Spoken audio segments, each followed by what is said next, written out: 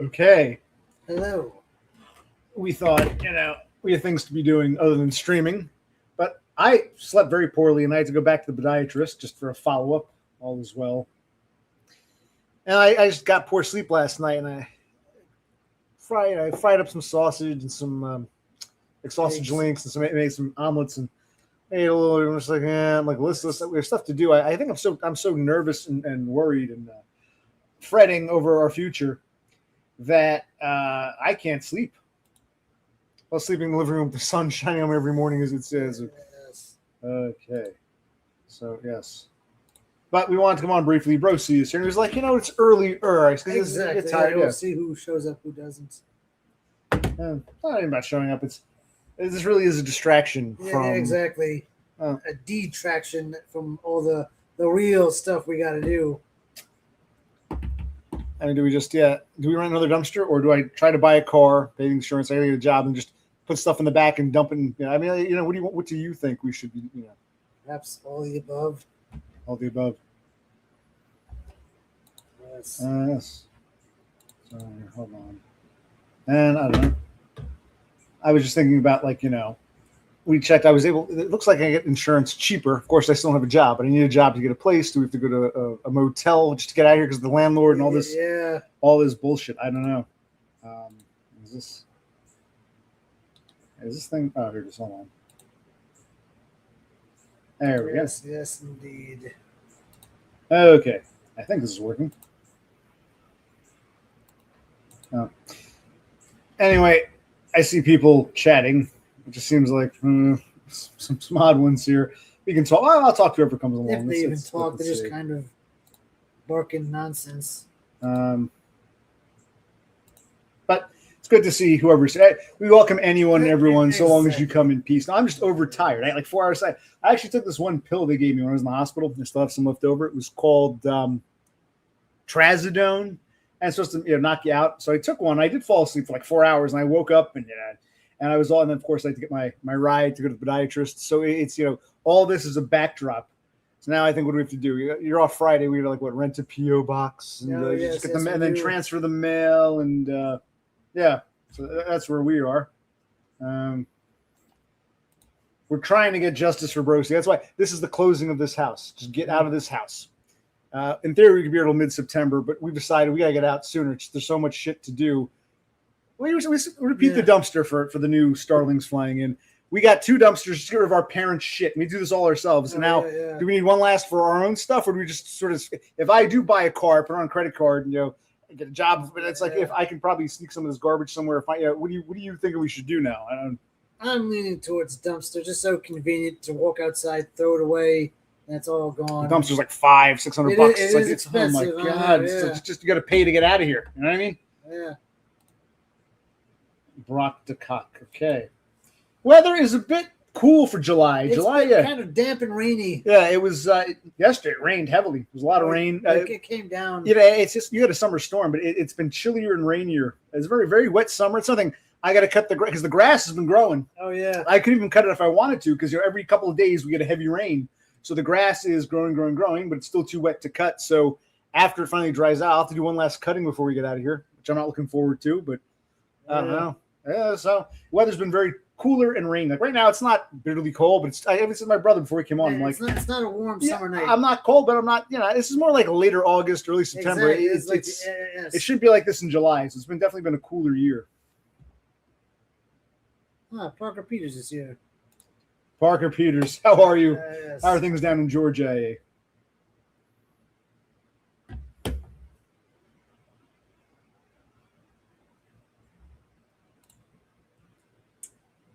No, we don't know. I don't think there are any more drone sightings. Yeah, that just sort of went away. Nothing was said or concluded about it. No. They just stopped and they're not happening anymore. We never saw any here to begin with. Yeah, not in this area, no. There was one time I was grilling and a drone flew overhead. And that was more like a hobby. Yeah, because it was still daylight. That was someone's hobby drone. But I haven't seen any of these nighttime prolonged dozens of drones in the sky. Not in this particular area. But a lot of people claim they used to, but nothing came of it. And we never learned what was behind it, and they never told us. I just feel like too tired to sleep. All the anxiety, Do have to. So if I buy a car, a clunker, put it on credit, I was able to find one insurance company that might offer me like $100 some odd a month. Of course, we need a job. Plus, we need a job on paper. Do we then use that to like transfer stuff over? Because we got to rent another dumpster. We're gonna have to rent at least one more van for the last of the furniture and the other big junk that we take to the scrapyard. Yes. But like, do you want to do another? You're saying one more dumpster? How are we gonna? Potentially. I'm leaning towards one more dumpster, but One more dumpster? But you want to do this sooner than later? But then we have to we can't waste time. I mean, I know. Maybe we'll tell the landlord, if we can get out earlier, just tell the landlord, fuck, we're not going to pay the August rent. We'll just vacate, or because we already paid that. We had to replace that earlier this month. We had to replace the gate valve, which is where the water line comes in the basement from the street. And that was like close to what was it? $900, yeah. Which would come off the rent. If we just prorate and say, okay, we paid that and you can deduct it by, we'll figure out what $900 worth of rent is and we'll be out on that. I mean, do you want to do something like that, or you're not, anything else would be too confusing, or what would you think? I think we make August the last month. Well, we've already gotten two dumpsters. Yeah, I know. And like I said, most of the stuff if you know our story here, we ended up moving back in here to save our mother when our father had a stroke. Yeah. He was in assisted living for quite a while. Then they let him out, moved them over to a nice senior plus place.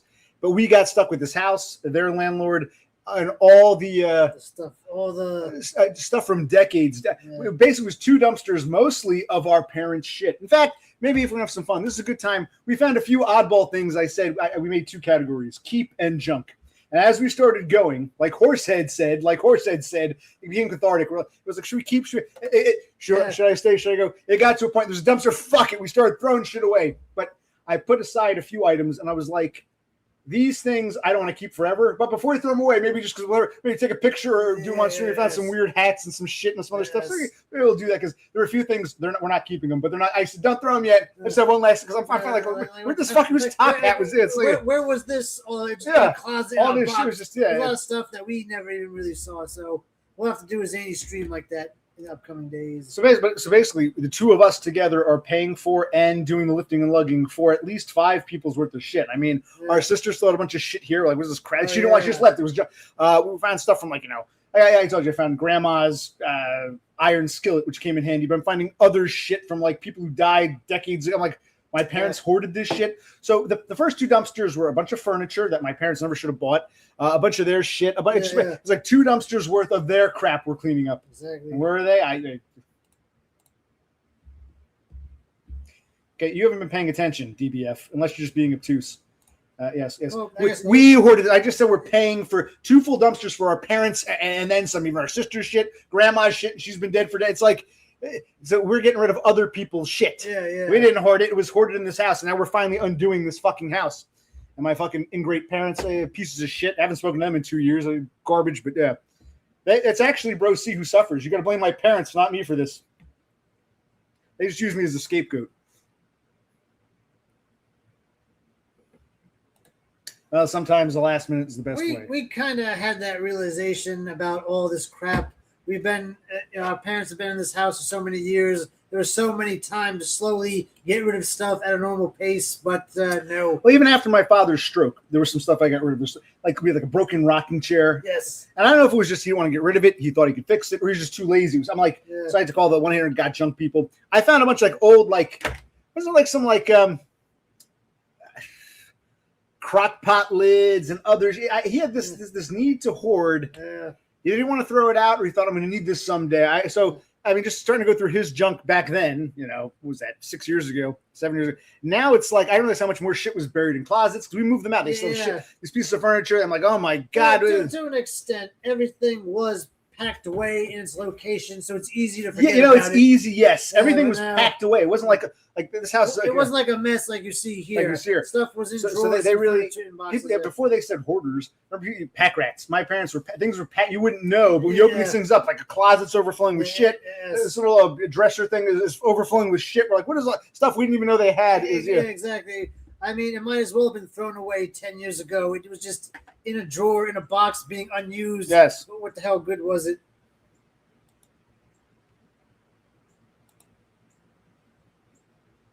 They wouldn't even talk to me. They went over my head when I burned my hand, but they were playing games. My retard father He had to come home. I was so hoping before they kicked him out of the institution, we'd be able to get him into that place. There was like what, a 3 or 4 month lag. Yeah. And 2 years ago, I mean, I should do a whole video series. Remember when I burned my hand? It's because I was working 6 days at that fucking auto parts job where the behemoth would later threaten me. That happened about a month or so after I moved them out. But it hadn't happened yet. Been working at that job. Supposed to have every other Saturday off. I was working but I needed the money.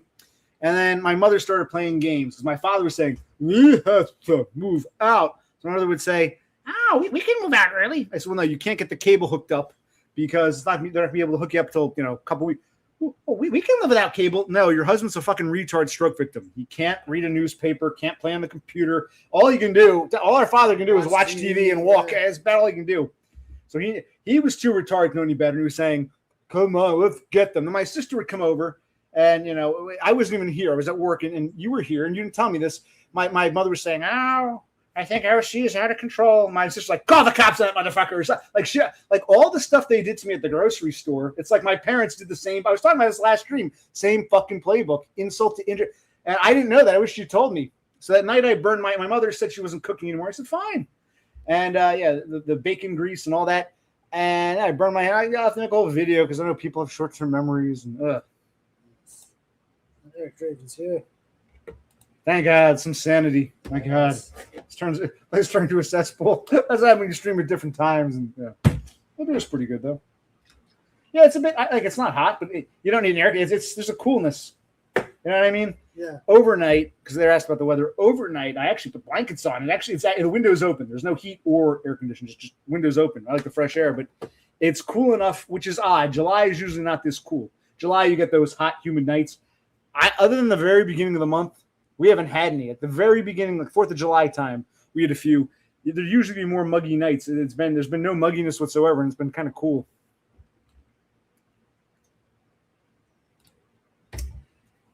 Being threatened is a recurring theme in my life. You wonder why? Because I'm a spurg. I think it's easy to make a spurg or a weirdo the scapegoat.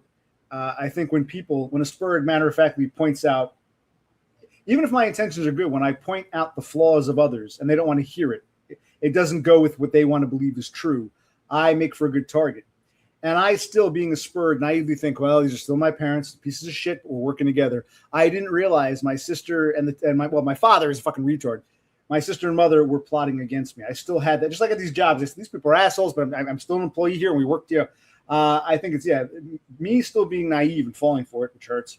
But also, I think a lot of these people not liking when I say mom, because it was the day they called the cops. That was, I think it was a Saturday night. I finally did it out that Sunday, and the cable guy was going to come on Monday. I had told my mother we're moving out Monday, and she'd said to me, first she was all nicey nice, and she said, you're dragging your feet. And I said, what the fuck? The cable guy's coming on Monday. And that's why when I burned myself, I'm like, where's the bacon? I had bacon grease. What'd she do? She wasn't cooking, but she was, fiddling around in the kitchen. They were trying to create some kind of bullshit. And then all the nonsense, my sister, and they took all the paperwork. It's like they totally went rogue on us. In fact, they tried to email the landlord and tell him, we're going to be out in a few months. Fortunately, the landlord never really trusted my mother. He was traditional enough that he went with my father. When he knew that my father had a stroke, the firstborn son, he said, okay, what's going on? So fortunately, forget about me. Our mother tried to get us kicked out of here. You know how fucking evil that is? Like when I was, it's just quite underhanded. Quite underhanded. She didn't like the whole time. I can be an asshole, but the whole time through my father's stroke, I was always transparent. I was very restrictive with, I use restrictive, but I was always transparent. Our mother went back to tell me what to do, Daddy. My father, the retard, still evil, but now retarded. Subterfuge. This is typical. Maybe growing up in this house makes me more likely to encounter or trigger people like this. So it can all come together. I'm glad Destroyed by Void still watches my stuff. People are always like, DBF said this and that. I'm like, well, I don't know if that's true or not, because I haven't watched you in, over a year since you blocked me or booted me 3 times. So I'm glad you still pay attention. But if you pay attention, why are you asking these redundant questions? It's a shame that cat, because I gave it some sausage, because we're cat lovers. We made some sausage links. I gave it ate it up. And it's a shame. It's looking for a home at a time when we got to get out. It's trying to find a home when this is no longer our home. So. Now I can check. No, I don't think anything came in. I think it's just still like you said, Eric, you log on, there's different steps. I'm still stuck on, was it step 3 or 4, whatever step it is. It stays there forever and ever. Like you said, I'm just still stuck I'm on red. Or is it 4 on step 4?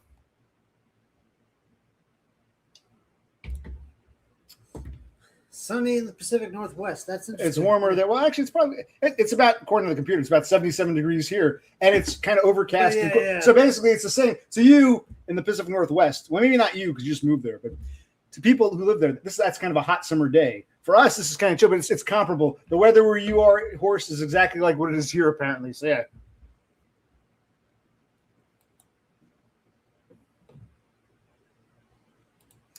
So it's not you being arrogant. No. I think a lot of times people will use that as an excuse to say, oh, he's arrogant. Okay. But you see, like with my parents, I put that place together for them. If they had said to me, hey, you know, son, you're an arrogant fuck. We want nothing to do with you. I'd say, great, have fun. But they didn't. They played games because they were happy to use me for the labor. Just like at these grocery stores. If people said, hey, you're arrogant, I don't like you, I said, fine, go fuck yourself. I fought for them. Like my sister wanted to throw much. There were a few pieces I knew my parents would want, like their wedding set from when they were first married, like my father's hutch and my mother's mirror piece. And my sister was like, we just throw all that out. I'm like, no, I think they'd want that. I mean, I was very conscientious, but it didn't matter. I think and I guess you could say it's arrogant when you point out truths that people don't want to hear. I said, Mom, you're moving out Monday. There's no need for this bullshit. And no, I think there's that desire to follow you. I mean, you know, it's a story of your existence. Maybe sometimes they don't know who's the ringleader, but you get a ringleader and you got people who want to follow, and it's easy to believe what the leader tells us. In this case, my mother reverting to my husband, Daddy, he does all the thinking. We're so great to have him. She reverted to that, even though he was a fucking retard. Typical, like, what does the leader tell us? And of course, leaders don't want their quote unquote truths questioned, and I question things and call them out and say, hey. So I think, you know, and leaders will say the figurehead will say that's arrogant. It's very, very common tactic. It's kind of what he sounds like. I mean, Is it a decent impression?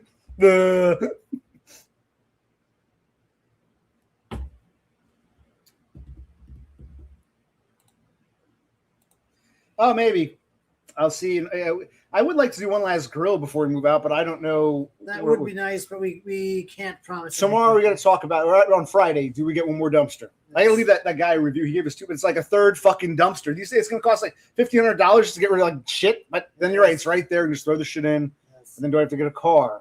And you talked about buying a car, but now that I can put a car, but I need a job, of course. It's like it's like. But yes, I'd like to at least do one last. But yeah, we don't need to meet right now. We're grocery shopping. Probably this. You're off Friday, probably over the weekend or something. But we'll see. So we'll see, David Harrow. No promises. Am I worried? Well, no, I'm worried and not well. I'm worried unwell. I have reasons to be worried. Yes. This really is a very bad situation. A bad sitch.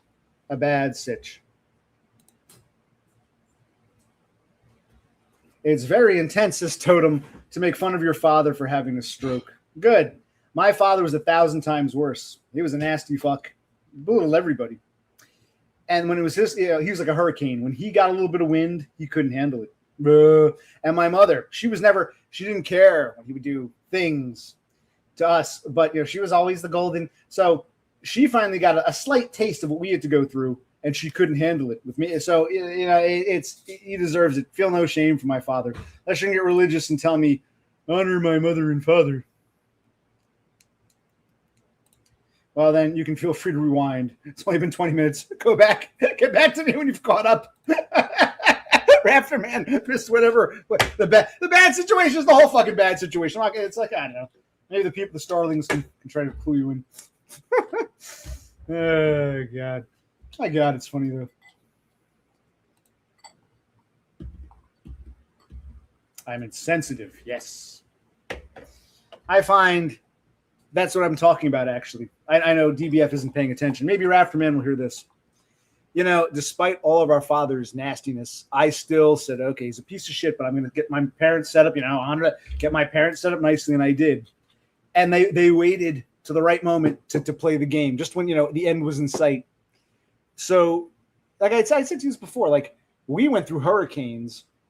Our spoiled bitch of a sister and our mother, our father's golden. The two of them get a little bit of wind and they can't handle it. They don't have any sympathy towards the hurricane, but they can't, handle it when they get a taste. And my father loves to dish it out. He's one of those types. Can't handle it when he gets a little bit back. And I think who better than your own family? I know them better, I would say, than, you don't even know who they are. So I think my synopsis is, what do you think, bro? Why don't we ask Bro C? He knows them too. Allegedly, we're the same family. I'd like to believe I was adopted, but what do you think about what I'm saying?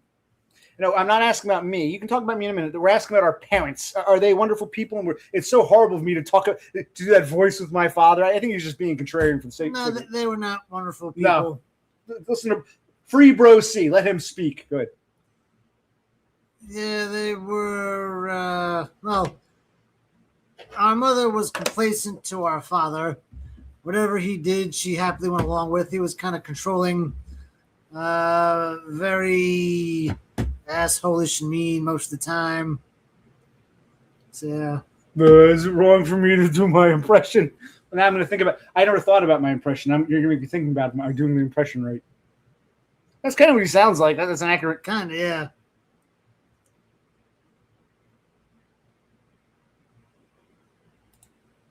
Rafter man. Sometimes you got to make that sacrifice. Tisk, Rafter man. You want to learn. Why would I pay attention? I have no idea. I have no idea. Why are you here? I have no idea. But I answered your question. See?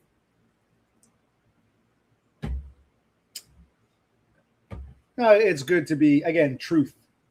That is what my father sounds like. This is what my parents did. They're terrible people. And, of course, you've got that whole gaslighting.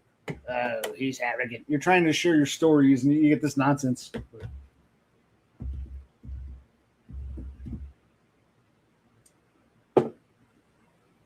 Was there another one over there? No, that's still good for now. Charging it?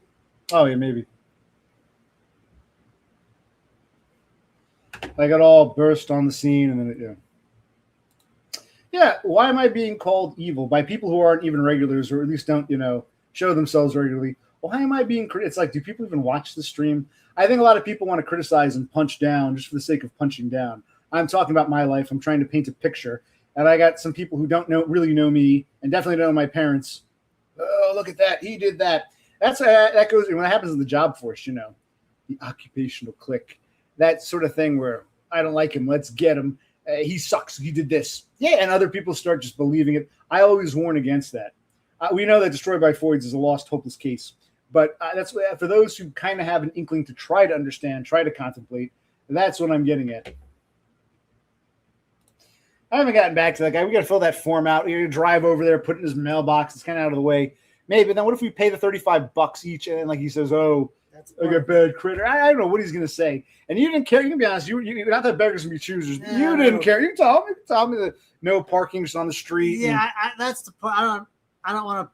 I really don't like the idea of parking my car on the street. Anyone could hit it. Plus, if there's snow or heavy flooding.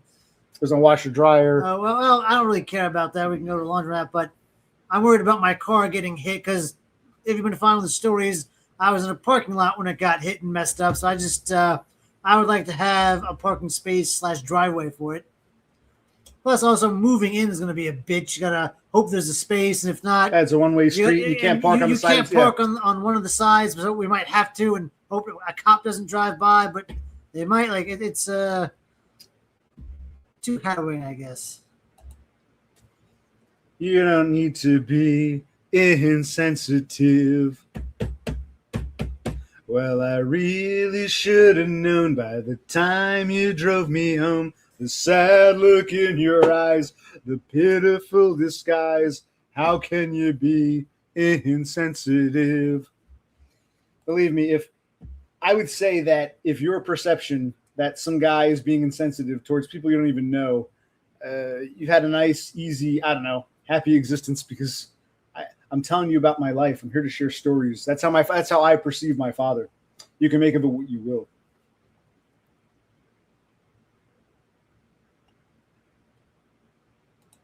Why do I punch down in DBF? Give me an example. Where do I punch down in DBF? Maybe I do. He says, this place is all shit. Why is he here? I said, I don't know. You're so arrogant. You'd be all arrogant. I answered this question. I guess when people don't like the answer, when people don't like hearing truths that offend their core beliefs or what they want to, hold dear, they then have to attack. He's being arrogant. He's being insensitive. Or they just get, they find it fun and enjoyable, in life in general. So if you think me being honest and critical is punching down. Well, maybe you guys have been watching the wrong stream the whole time. Maybe all of these, what, a couple years now, these people don't know who I am, who you are. It's just it's they're asking silly questions.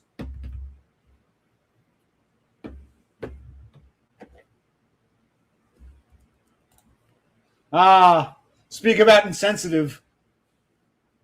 What happened to OC Superfan? That was very insensitive of you, Don. We're talking about sensitivity. Yes. You know, DBF is the expert on, insensitivity. And he and I both agree, Donna, you're very, very insensitive. How can you be insensitive? Well, I really shouldn't. That's a terrible song. It's one of those retail songs. By the time you drove me home, the sadness in your eyes, the pitiful disguise. How can you be insensitive? No, I'm talking about my life. And it's just people want to come here and like I said, they want to punch down. Punch down. I'm talking about, okay, how you doing? Well, here's what's going on. This house is full of shit. My father, he had the stroke. Let's get him. Call the cops. Yes, Daddy. That's what my mother sounds like. Is that a good impression of our mother? Yes, Daddy. You always say she's a fucking dingbat. Yeah, she's a dingbat. So that's what they did. But you can say, oh, they totally fucked over Bro C too. Free Bro C. I'm telling my story. They're not really interested in my story. They're just here to punch down. So I'll offer truths, and the truth hurts. Yes. Thank you. Cheers. Salud.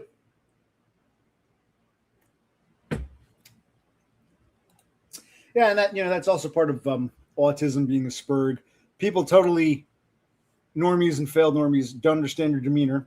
And when they don't understand something, they assume the worst. Your demeanor is this. Well, that's not my intention. I'm sorry if you can't read me. I'm a spurg. People don't, Marge Simpson, maybe, I don't know. No, I wouldn't say that she does. His voice impression there is kind of like Marge, not really.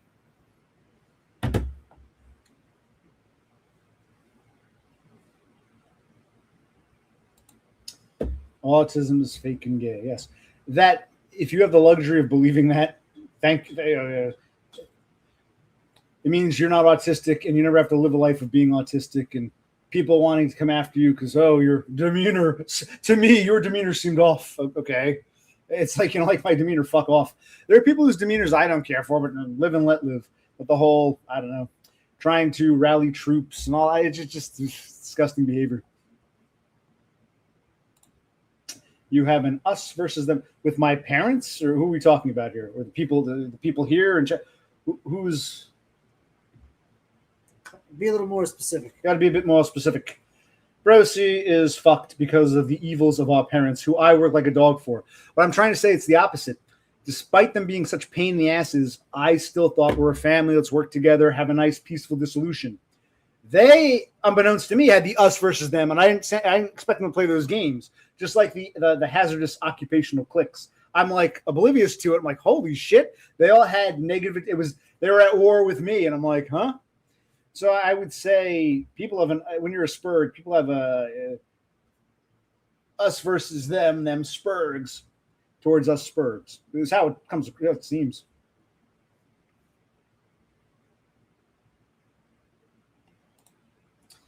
Why do I just stare when you end your video chats?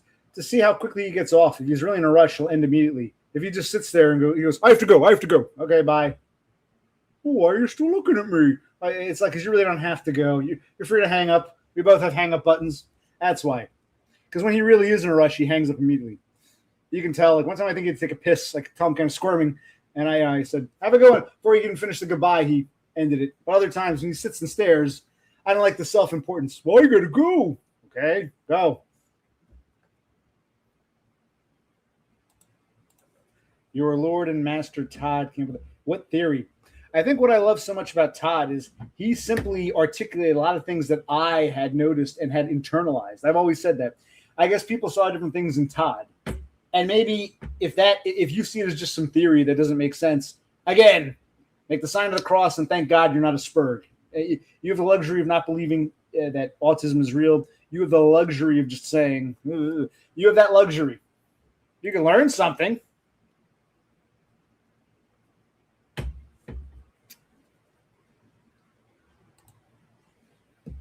Horse believes in Brosi, and he has, oh, you too, OC. Thank you, Horse. That doesn't sound very sincere, but okay. All right, thank you, Horse.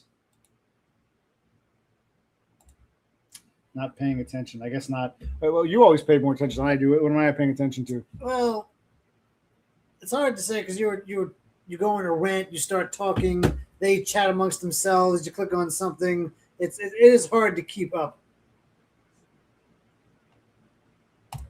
Horse, how can you be insensitive? Well, I really should have known by the time you drove me. It's like he just wanted to hear you sing. I just start singing. I miss a bunch of comments. Every time he mentions the word sensitive, you're going to sing. Hey, and he knows I'll it. take a drink and sing. That sad look in your eyes, the pitiful disguise.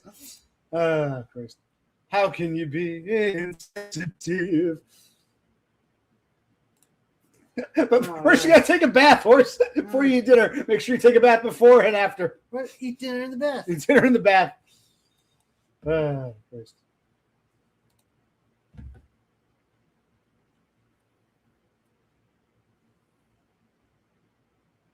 I stream for people who are interested in listening or who give it, want to give a damn. That's why it's hard when I start elaborating and telling stories, and you got a bunch of I don't know, people who have the privilege to be oblivious, people who are everything I criticize, coming in and saying, "You suck." Okay. And why are you here? Fly away, be free. Now Horse got me thinking about the way I do our father's accent, or the retard impression. Now I'm going to overthink it. Like I wasn't even thinking about it. I would just do it because that's how he comes across to me. Now you got me done. How do I do? Now am I saying it or am I doing it right? You got me, Horse. You tripped me up there psychologically, man. Your compliment actually tripped me up. But well, who would want to read it? They'd be like, "Oh, this writing is arrogant. The cover is arrogant. Look at the guy. Look at the face. They have a picture of me on the back. Look at the author. He just looks arrogant. He looks. Yes, looks.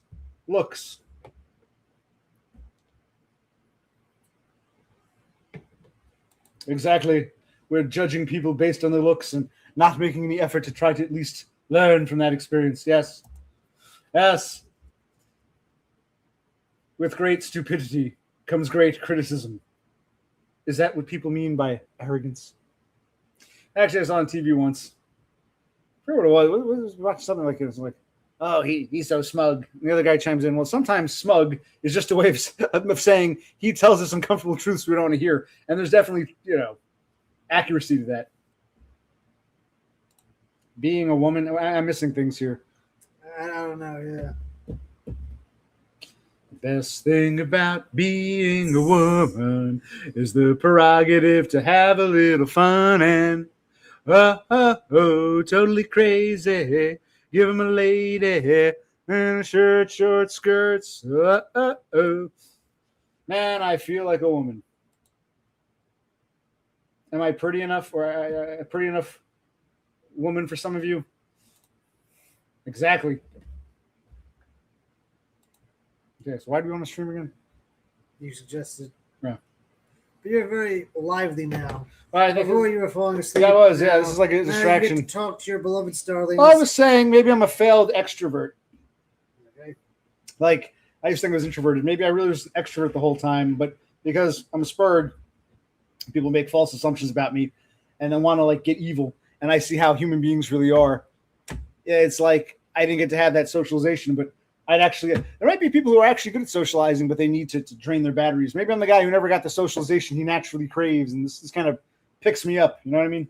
Or the socialization you needed. What interactions you just have were kind of shitty. Thank you, Demina. All right, done. Pretty enough. Enough. A lot of retail songs keep coming up to me. Getting back into the habit of going to work. You will always be beautiful in my eyes, and the passing years will show that you will always grow ever more beautiful in my eyes, and you will always be. I'm singing this to you, Dominia. Beautiful in my eyes. And the passing years will show that you will always grow ever more beautiful in my eyes. And the passing years will show that you will always grow ever more beautiful in my eyes. Hey, I'm going to sing you a song. Hey, Yes. Last time you're overtired. Overtired, anxious, have a little bit. That's how I'm that kind of. Ew.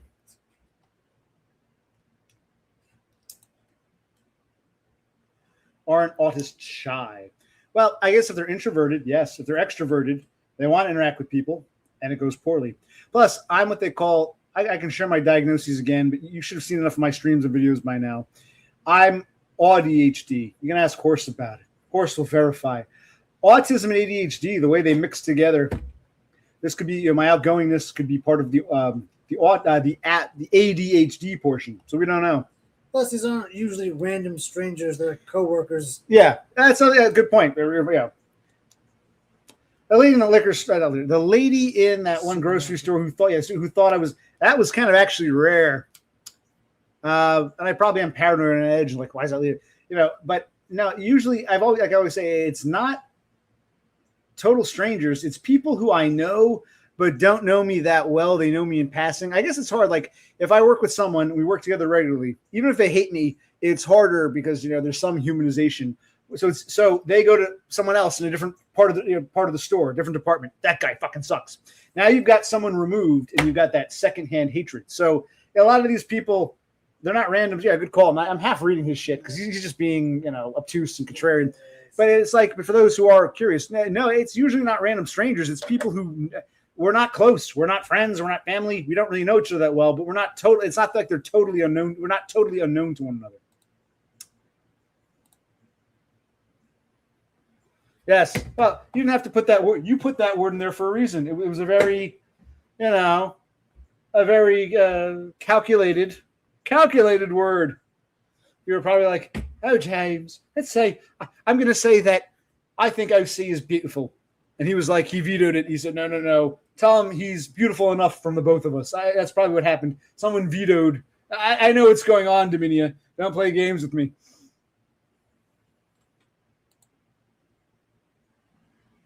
And the broken clock is correct. Autists are not necessarily shy. Again, that's a stereotype. They're just, it's like, you don't know what autism is. Thank your lucky stars. You have the luxury of believing it's not real.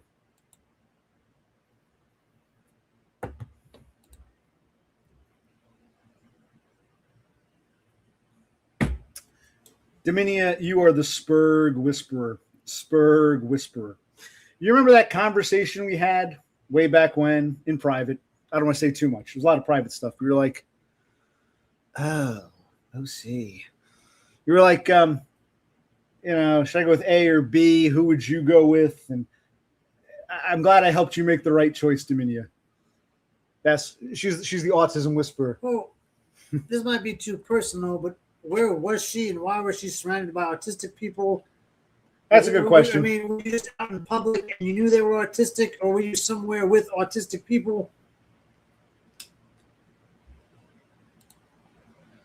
Yeah, Broski asked a good question. Where were you? How'd you know they were autistic? You could just tell because you are the autism whisperer, or you had some was it like some autistic summer camp and you were walking through the park. Yeah, you're a camp counselor. Yeah, how do you have so many autistic? You work at a daycare. How many Spurg? Yeah, you remember that time that you wanted you said, I've always put my faith in Spurgs. You Spurgs know what you're talking about. And I said, Donna, this is my choice and it should be yours. And you said agreed.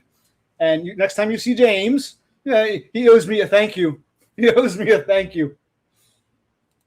But I mean, could you imagine the alternative here? Yes, I will punch down about that. It's stupid bullshit. That's all he brings. Do I miss Beppis? Well, yeah, yes and no. I miss things about Beppis. She seemed to remember things that I'd forgotten I said. She was the one who I never had to repeat things with Beppis. Yeah, her input is missed. Her input is missed. Yeah. But she herself, if she's going to behave like that, well, I mean, I wouldn't say she's dead. She's dead. She's gone away. So, yeah. You're not going to see me screaming, come back to us, baby. We have, yes. In fact, more than I should. We want to be private about our private conversations. Yeah. But yes, the point is, between the lines, we know what we're talking about. Ah, yes. Now, is your son on the spectrum? And how did you know that the kid was autistic? Were you told that in advance, or do you just somehow know? One time at the school, the other time at the botanic garden. And how did you know? Did you just assume that, or did you conclude like how? Or maybe they were just quote unquote normal children, and you're labeling them autistic. Who you misguessed? Yeah, autism doesn't exist. Then again, Maybe you mislabeled them. You might be the autist whisperer. We don't know. Well, she's the autist whisperer. Oh, so, okay, that answers the question. She has this ability. She does. Although even she went to the dark side, and she's like, oh, she was mad about something I said once. She's like, your cult leader Todd told you that. I'm like, no, you idiots. It's how I know I'm dealing with morons. Todd doesn't tell me to think. Quite the opposite. I'm amazed at how much his thinking lines up with mine. It's like, wow. And he articulated so well. It was just, wow, this guy's great. I hope did you say, I haven't checked, you checked, he changed his image or something, his profile pic or avatar or whatever. So maybe he might make a comeback. We never know. He might be seeing we can hope before the year ends. We can hope, but I don't know. We can pray that our God comes back to us. Well, if I'm agreeing with Todd, it's not because he told me to believe it. It's like, wow, another thing that this genius here realized that I thought I was the only one. He's articulating it so well. Yes.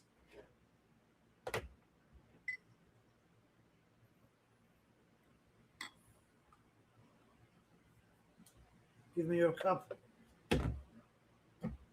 My cup runneth over, because you will always be beautiful in my eyes, and the passing years will show that you will always grow ever more beautiful in my eyes. Even Dr. Jew, Dr. Jew, it's kind of useless, but I hope something comes of my knee bucks. I need him for at least. I had to try. I needed something. The neurologist says I'm a spurg. There's just something. I just have some extra. He definitely agrees there's something wrong with me. So we can start playing games. It doesn't. He's like, it doesn't. You're not a spurg. You're just socially adept and can't read people. Okay, man. Whatever you want to call it, put in your fucking letter, man. That's my take on Dr. Jew. I need a doc because that's what I call it. The Church of Modern Medicine. They need a priest from this church or a rabbi from this synagogue because I can't just say, "Hey, I'm a spurg." They need or whatever. They need a sanctioned holy. What's what I'm looking for? A Vedic to say, yes, I think something's wrong with him. So legalese and bureaucracy, and it's like a religion. The Church of Modern Medicine. Okay, the botanical garden boy had a carer with him. Your son told you he thought. Your son told you he thought the other kid was autistic by his conversation. Oh, your son knew he was autistic and said that one's autistic. And you thought so. You had a hunch, and your son confirmed it, and the other one had a caregiver. Am I wanting for someone to come on? No. Well, I was saying if Todd's out there, I would hate to not give him the opportunity. That would be wonderful. No, I don't usually want. I don't beg. If people want, I'll talk to them if I'm in the mood. Sometimes I don't want to talk to people, but they're like, let me on. And I do. And sometimes that works out. Some call-ins are sort of like sporadic. It's kind of like if and when I feel. You've watched enough of my streams to know by now. But I was talking, if you're paying attention, I was talking about Todd. And he's out there. Yeah, he's always welcome. It's always great to hear from him. Still my hero. And that's when I posted the link if you were reading between the lines. Oh, if Todd wanted to come on, of course. No question. No question. Everyone goes out the fucking window. Oh, my God. You were rude to Chris Dubbs. Dude, I'm a Toddist. Fuck Chris Dubbs. Who gives a fuck?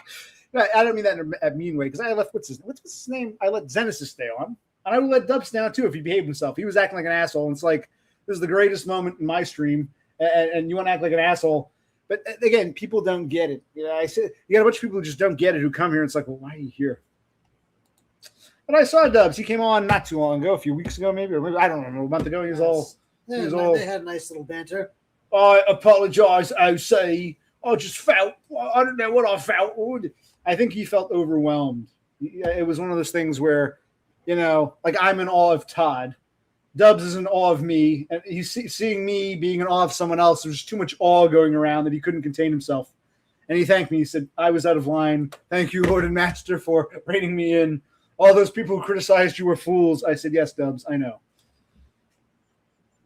Am I forgiven? I said, we'll see, Dubs. We'll see. We'll see.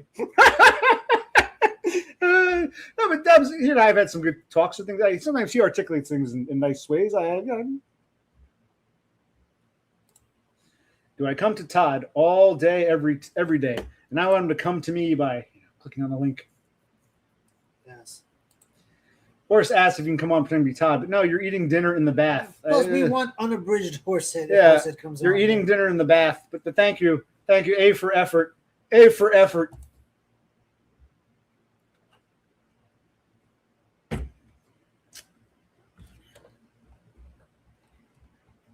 Okay. But I'm tired, I'm mad, I'm anxious. Yes. This takes my mind off things. This is why I think maybe I really was an extrovert the whole time, but I never got a social outlet so I would come up from school, I'd want to take a nap. So I used to come to think I was introverted because being around people made me feel so drained. I'm starting to think it's like the worst case scenario because I'm a spurg. I can't, interact with people. Or they make assumptions about me. They say things like, "You're punching down. You're belittling. He's a retard. Let's get him. I'm so smart." That's what people sound like to me. And you're arrogant and you're demand all this stupid shit instead of like trying to get to know me or get along or coexist. So things will go poorly. So I just thought I was introverted. Like I need to get away from people. I need to drain my battery. They drain my batteries. I'm starting to think if people are kindly to me, I'd be like, "Hey, how we doing? Let's have a chat. Let's talk for 4 hours about shit." I'm starting to think I'm more introverted than I even realized. That might be the ADHD. So it's like the worst case. If I were like a full blown, spurg only, then maybe I'd be happy just sitting there. I wouldn't have the social desire to end up in these bad positions. Because I'm a spurg, I'm socially inept, like all the other spurgs. Because I'm ADHD and extroverted, I end up in situations. So it's like the full-blown introverted spurg wants nothing to do with people. So he pretty much gets left alone. They might not like him, but he's so... And you have the social butterfly normies. And you got me who I'm like the spurg. I don't get it. And I'm misperceived. But I actually, instead of sitting there, I'm like trying to interact because I have this extroverted drive, apparently. I never thought of myself as an extrovert. But I'm starting to think I'm just a neglected extrovert who's a spurg, and that's why I'm neglected.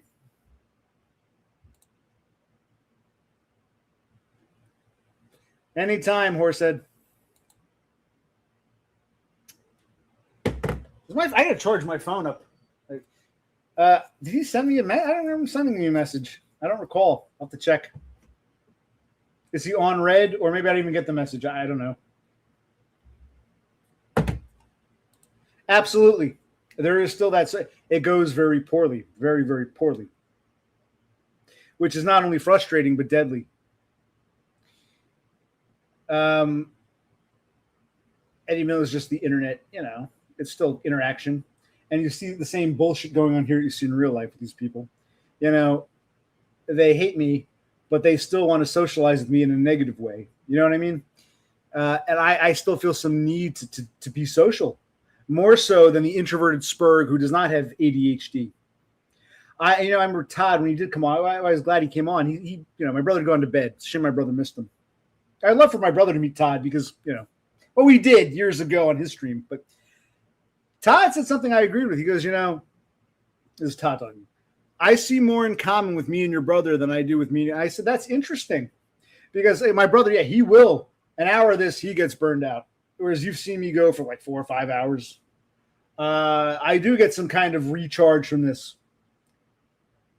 And because this isn't like giving a speech or having to go to work and deal with people. You don't have to be here if you don't want to. So if you want to be here, you choose to be here. So I'm being social with whoever chooses to be here. No one's being forced. We don't have to work together. I'm not some spurg you can't stand and you've heard all kinds of malicious gossip about, and you assume I must be arrogant. I don't know him, but he just seems arrogant to me, so we hate him. That typical stupid mindset that so many normies and failed normies have in real life. But here online, even though you still have that mindset, you don't have to be here. We don't have to work together. We don't have to live together. It's like we don't have to do anything together. You know what I mean? So it's like, why are we here? But what I'm trying to get at is, someone wants to come on. Give me a sec. What I'm trying to get at is, and I fully admit this more. I think with streaming, what it led me to learn is I like being social to some extent, whatever failed extent it is, more than I ever realized. It made me realize I don't think I'm an introvert. I'll wait for my brother to get back. Someone wants to come on. We'll bring him on. I got the cat's meowing. You open the door. Have some sausage. It's all gone. Oh, it ate the sausage? Yes. I can give it some more. Want to give it some more? Oh, no, it's up here. Yeah, but it's It's a sausage. All right. All right. Destroyed by Foys wants to come on. Do you want to talk to him? Yeah, why not? All right, bro, Sub right there. Is he eating the sausage or? Yeah, she's eating it. This cat. Christ, it was gone for quite a while, but I just Yes. I smelled the food. All right. Actually, no, I think I like socializing so much so that I even socialize with people who don't want to talk to me or who don't seem to like me but seem to want to socialize with me. Yes. How are we? Hello again. Hello. How are you? I'm doing fine. How are you? Have you gone skateboarding lately? Went yesterday. All right, then. How was it? Yeah, it was all right. That's good. Yeah, it's a bit windy out there, but yeah, I don't know if you guys saw. I cut my leg open really bad like a few months ago. It's down to the bone. How'd that happen? This is news to me. I slipped on the ledge, and yeah, it cut my leg to the bone, and I need 8 stitches. I've got the scar. If you want to see the scar, Sure. Why not? Let's see it. hopefully you can see it. Yeah, black and Wow. blue. Yeah. Oh, wow.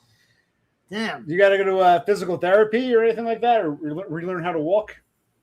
No, it got infected. I needed stitches. I was working at the time, and the stitches were pulling on it. Like it got red, but it's like better now. Yeah. Did you have to be in a wheelchair at all? Nah, I was just walking around. Just That's yeah, good. I think I took some medication for the infection, but that was a little bit later. But I probably should have got back to the doctor sooner for the infection, but I just kind of ignored it. But Oh, wow. Okay. That's good. I mean, you're on the mend. You get to go skateboarding. Are you still working? no. Who the fuck's that? Oh yeah, it's Nick. Hey Nick. No, that was the last job I had. I walked out of. Oh, okay. Well, Yeah, so I've probably applied for close to probably over 200 jobs, but just no one's interested. Damn. Well, what was Bob Smith, Millennial Tomb, talking about? Can you try to get on the Centerlink yeah, programs What over were there? those? What was DPS? That extended that unemployment that just goes on indefinitely. Centerlink. Yeah, dole Yes. payments. Yeah, because he was telling us that you guys don't have an equivalent of food stamps, but you have this other program, which in the United States we would call it unemployment. You have something like that, Yeah. but it never ends. It's indefinite unemployment. He's been No, on it for it- 7 years. Yeah. You go to Centerlink and you get job seekers allowance, and you got to prove to them. You got to go back like every couple of weeks or something. I haven't been on it since like I was 19 or something, but it's changed since then. But you got to keep a job seekers diary, and you got to really? prove you've been going to jobs. And I ring up the people in your job seekers diary to prove that you went to the interview or you applied for a job with them. Oh, It's Right, pretty strict.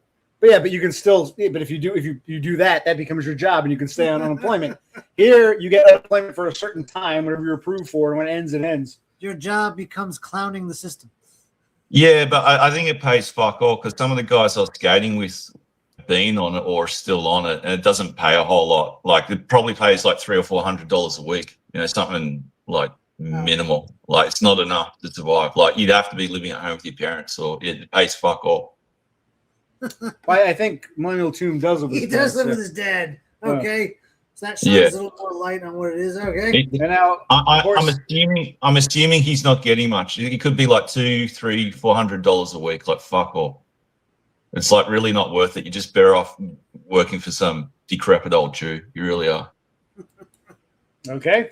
I think that would be about the same as SSI with Todd's on. SSI. But then again, with SSI, you get like discounted rent and discounted electricity, and you get discounted services like that. But it sounds like payment-wise, it's about the same as like SSI. So if you can get into some kind of disabled apartment or whatever, I don't know how it works there. There was another program beside Job Seekers. I can't think of the name.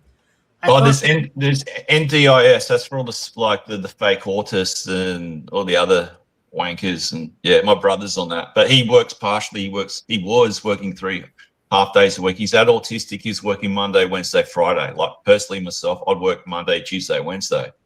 But he's working 3.5 days because he's anxiety. He can't handle work, and he's fake autism. And he'd get lifts. He'd get free.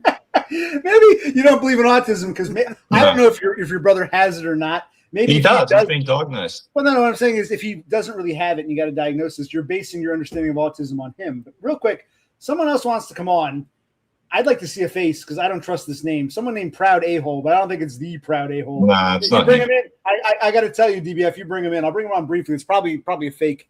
Someone named Proud A-Hole wants to say hi. Probably hairy Hello. asshole. Hairy asshole. Hello. What's this? Hey, What is YouTube. This is a video that Proud A-Hole. I'm just tired, man. Who's I this? can't get nobody. It's I don't know who this is. it's Savvy Guy's friend. He killed himself. I forget his It went by and I Oreo can't Man? get This isn't Oreo Man. Is this Oreo Man? Wait, no. It's not Oreo Man. It's he burnt himself alive. He's an autist. He killed himself. Oh. Oh wow. What He was was- his name? He was crying about. Oh yeah, it sounds right. He was crying. I think I remember this. He was crying because he was alone. That's not really what we're talking about Where here. was he from? I think he was an American. I'm not He's sure. American. I think at maybe Atlanta because that's where Savvy Guy's from. I'm probably wrong, but I think from down that like Georgia, down south somewhere. Okay, wow. Okay. So Huh? I don't know who that was. That was interesting. But yeah, but He's so, he's one of the Black Cell OGs. Like he's there with Savvy Guy, Kinetic No. Chemtrade. I mean, okay, that video was posted by the guy claiming to be Proud A-Hole. I didn't see a face, so I don't know who that was pretending to be Proud A-Hole who posted that video. Just now, I have no idea who that was. Any idea? They called themselves Proud A-Hole. Yeah. I get these wankers coming on when I do a call in too, and they're just fucking useless, just time wasters, and just do shit like that. Or they show it like I had one on Saturday night. He's jerking his hairy cock off, or one shows his hairy cornhole. Like that's pathetic. Yeah, Okay. yeah. There you go. Okay. Well, sounds fun. yeah, lovely. Sounds fun over there. Yeah. Yeah. Yes. Well, what made you want to come on tonight? Something you wanted to discuss? Or? Well, I'm unemployed, so I had nothing better to do.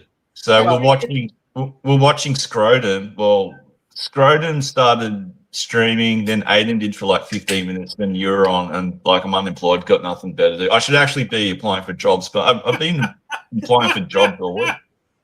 Oh, you got something in common, I guess. Yeah. You and this guy should be looking for jobs, but you're streaming your life away. Go right ahead. Now, someone named Joe Scarpa. I'm not going. Hey, Joe Scarpa, you can show me your. Do you know Joe Scarpa or Joe Scarpa? No. I have no idea. It's funny. It's funny. I turn up. All these people turn up. You do. Yeah, you bring them out. And these are people I don't even want to look at. So okay. I told you some time ago. I said, hacker always this is the real hacker. I told you some time ago. Don't encourage people to let people find this place naturally. Whether you mean well or not, you don't have to like encourage people to come. Hello, hacker. Okay, I have no idea what's going on here. Yeah, this is. I guess a lot of your people, your cult, your followers have followed you. That's something we can talk about. Why do you think like I'm some cult leader or some shit? Like I've got no fucking pull at all. Like no one likes me. Like, I'm not popular or anything. You got more pull than me, or you got more influence. So.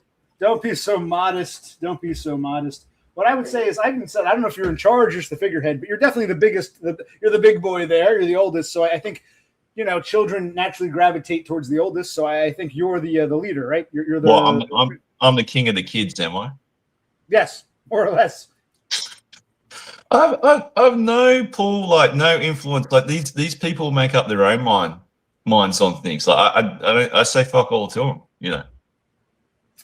Yes, you're not necessarily the puppet master, but they are drawn to you, and they feel as if they're serving you or helping you by saying and doing things which you probably don't give a shit about or even aware of. But it's the cult of DBF does exist.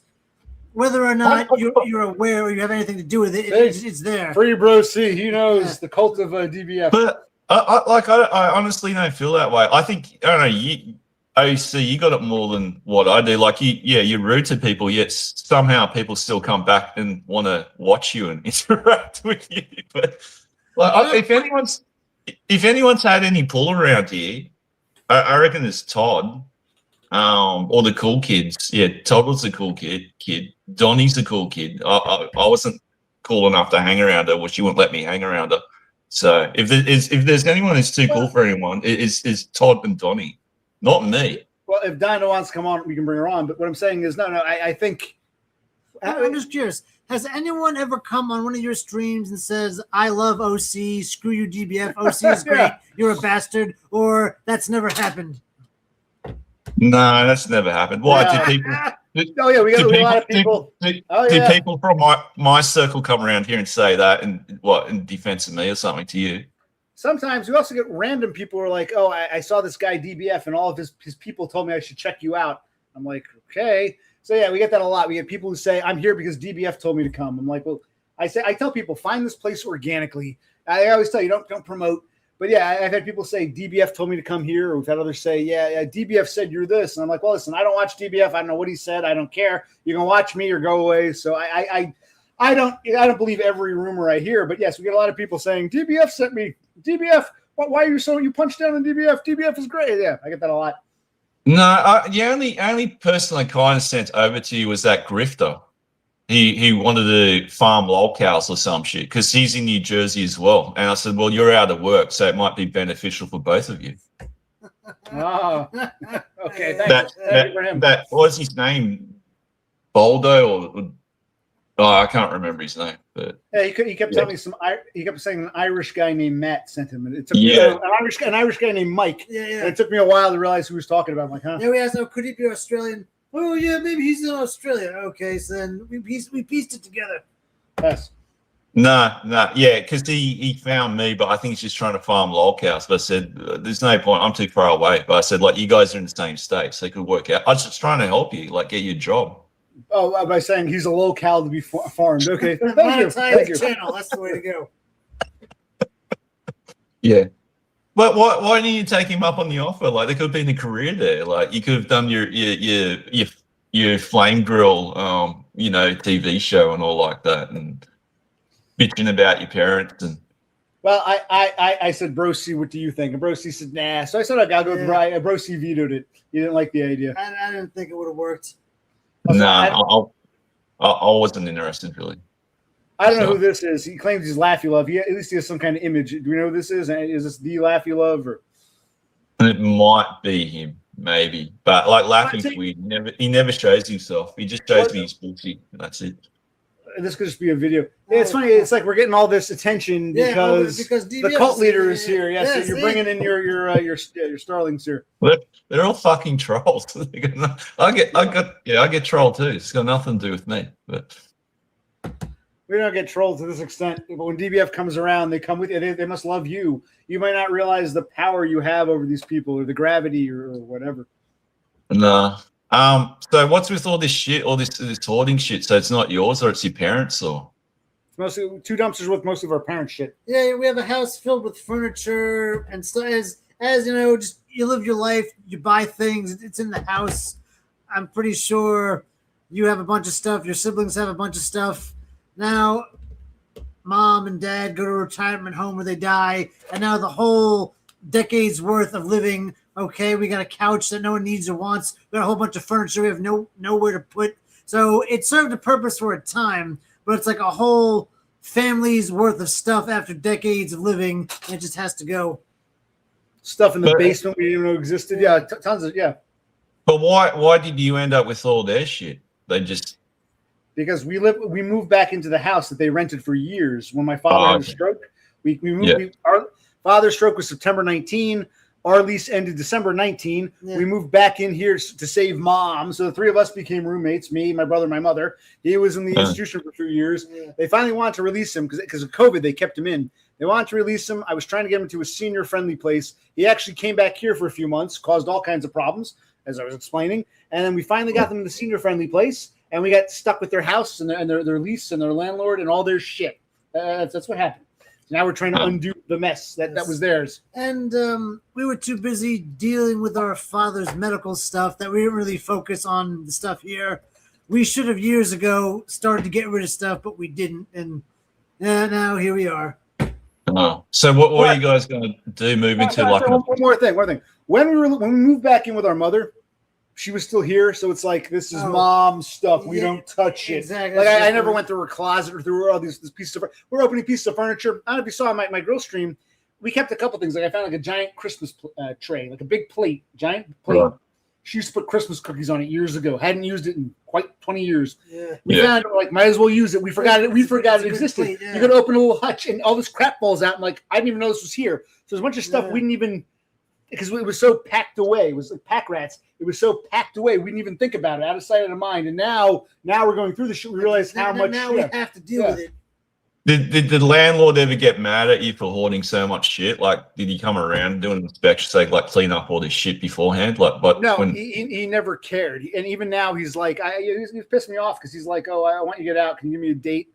And he said, I'll work with you maybe sometime. So he's going back and forth. And I'm like, well, maybe we can be out earlier. If we go to, but I said to him, I was like, but I might not clean the house. I'll just leave some shit behind. And all of a sudden he says, no, get everything out. Yeah. So he's never complained, but I think he's realizing he wants us out, but he doesn't want to be stuck with cleaning up the mess. The past couple times we spoke with him on the phone, he made it very, very clear. He said, empty the house, please empty the house. Yes. If you need another month, take another month, empty the house. So he keeps emphasizing empty the house.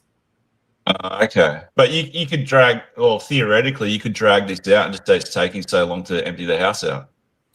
We could say we need, because that seems to be a sweet spot for him. It's too expensive. I'm tired of cutting grass. I'm tired of living in this big house. We want to get. It's good. It's an incentive to get rid of all our parents' shit. It's out of control. So what? Who the fuck's that? Claims he's hacker, but I don't know. I don't see his face. Fucking person, tell me if you can fucking see and hear me. Can you fucking see and hear me? That sounds like a recording of hackers. Yeah, I know. So what do you guys want to do? Move into like a 2-bedroom apartment or somewhere smaller? Or? Well, ideally, we'd like to get on. We have here. I'll repeat this. I hope everyone's paying it. Maybe it's good you're here because the cult will pay attention. Maybe people will actually listen since you're here. Okay. We would eventually like to get into what they call in New Jersey affordable income housing, where even though we have low income, you can't be too low or too high. If I had a job I was working, we'd qualify, and you don't need not Section 8. It's not exactly Section. It's similar. Section 8 is a federal program where if you get approved for that, Section 8 pays your rent or most of your rent. That's for all the niggers, right? Right, but this would be this isn't Section 8. You could apply Section 8 to it. These are properties designated by the state of New Jersey, saying if your income is more than this but less than that, you qualify, and you don't have to go through all the shit of 3 times the rent and in earnings and a 2-month security deposit. You bypasses all that. The problem is these places have wait lists. So what we'd like to do, if we have to get a 1-bedroom, you can sleep in the room. I'll sleep in the living room, and then we can because we don't have time now. If I went back to work and I applied to one of these what they call affordable housing, if I did that affordable housing, it might take 8-9 months. Like it took our parents. My father was still in the institution. I applied for them. Theirs is a senior place, so you have to be 55 plus. It took them from the time we applied. It took 7 or 8 months. So we don't have the time yet. That's what I'd like to get into. But right now, we need to find something short term. I know we'd love to have a 2-bedroom, 1 bath, but we've been looking at 1-bedroom places. I love a 2-bedroom, 2 bath. Some of these affordable. The affordable together with the affordable housing, you can get 2 or even 3 bedrooms with 2 bathrooms. So it would be great, but we can't. We don't have the months to wait for that. We got to get out soon. Right. You got to take what you can get. Exactly. Right, but whoever's going to go in the living room will have no privacy. But I guess you guys are used to each other. That's already become my life. Because when he broke his legs, he couldn't go upstairs, so he's been living in the living room all of this year. So we've kind of gotten accustomed to that. Maybe this was meant to happen. It was destiny because fate. It was meant to happen. I've gotten used to this. I'm in the living room. He gets up in the morning, go to work. I hear him in the kitchen. It is what it is. But my bedroom, I have a TV and a computer, so I don't really hang out down here that much. So he would have privacy because I'll be in my room, he'd be in the living room, and every now and then I'd come out to get something to eat or something. So that wouldn't be too much Yeah, it of an wouldn't be issue. a problem. Okay, but so who OC? Obviously, you're still not working, but like Bro C, you're still working, right? I'm still working my same crap job at a supermarket. They did cut hours the past month, so I'm earning a little less. But yeah, I still have a paycheck every week. And I need a job on paper. He's and I gotta- know what my yeah. credit score is. Yeah. He's got to start bringing in money. So OC, are you able to work now after your accident? Are you still fucked? Like, I'm fucked-ish, but I got to try to work. I can work better now than I could months Yeah, ago, because, so I got to try something. Yeah. He's been healing up. He's been going to physical therapy. He can walk on his own. He's in a wheelchair now just because it's a chair that's here. But he's much more functional than he was, and he can go back to work. He might not be 100%, but he can go get a job, or perhaps two. Maybe could you do like an office job or something where you're sitting down, or What would they hire me for at this point? I'm in my mid-40s.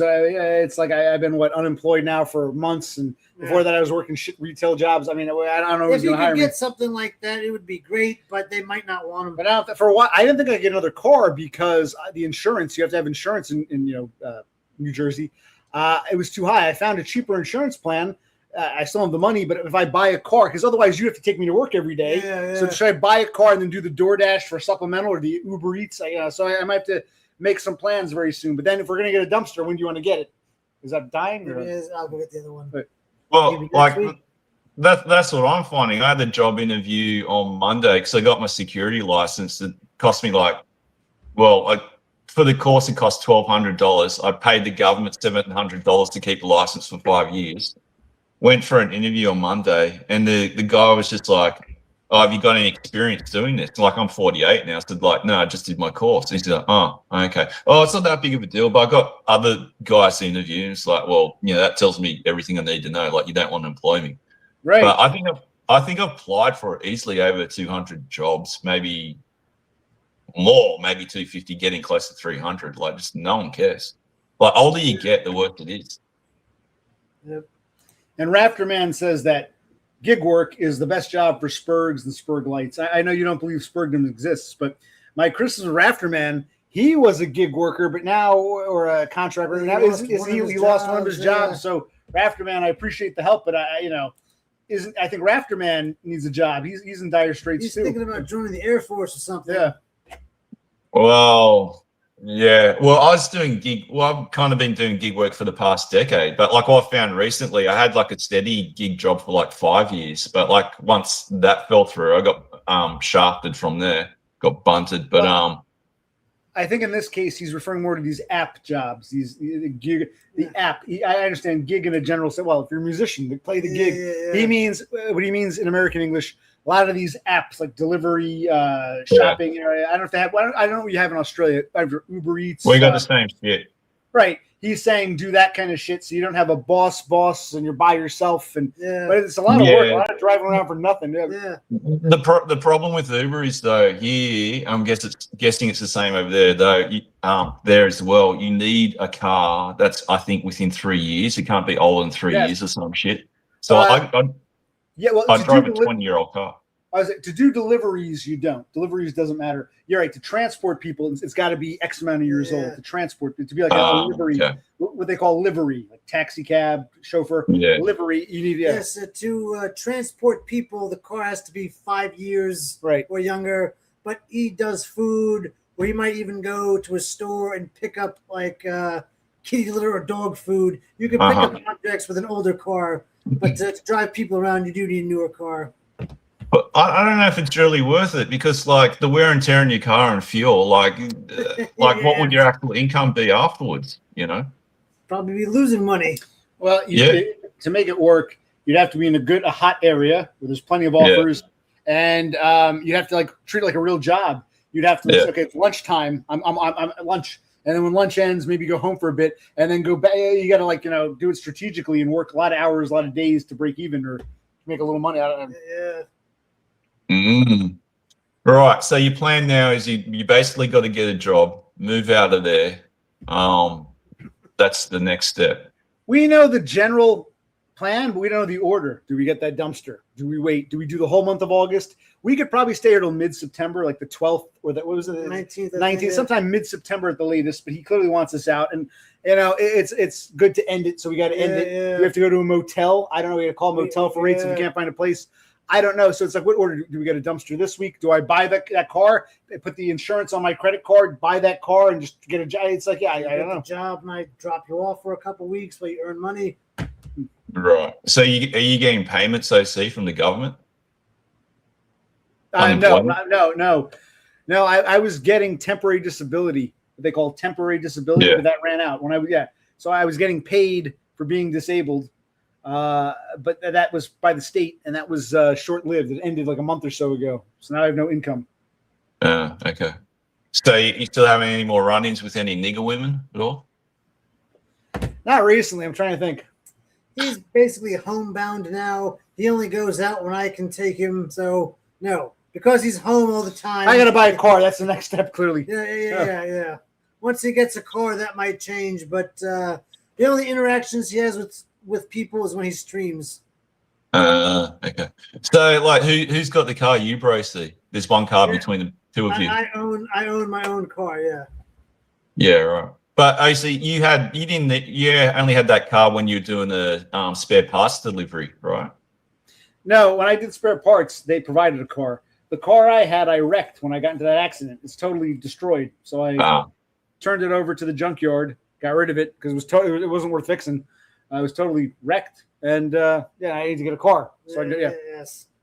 Because I applied for some. I was thinking of you because my friend did it as well, applying for like delivery parts jobs for like Toyota up the road here and shit. But like, I can't even get a job like that. Like, I thought, how fucking hard could it be? You know? That's odd because a lot of the guys I worked with here, they were older than me. They were guys in their 50s, 60s, retirees. So you're saying I don't think age would be a factor there, but maybe it's different in Australia. Yeah, because they go, have you had any experience or anything like that? I said, well, I know how to drive a fucking car. Like, I've had my license for decades. Like, what's a big fucking deal? I know my way around Sydney. You got like GPS maps, Google Maps anyway. So what would be the big deal? But like, it's just, it's bullshit trying to get a job here. Like, yeah. Wow. It's very corporate in Sydney. Like, it's just fucked.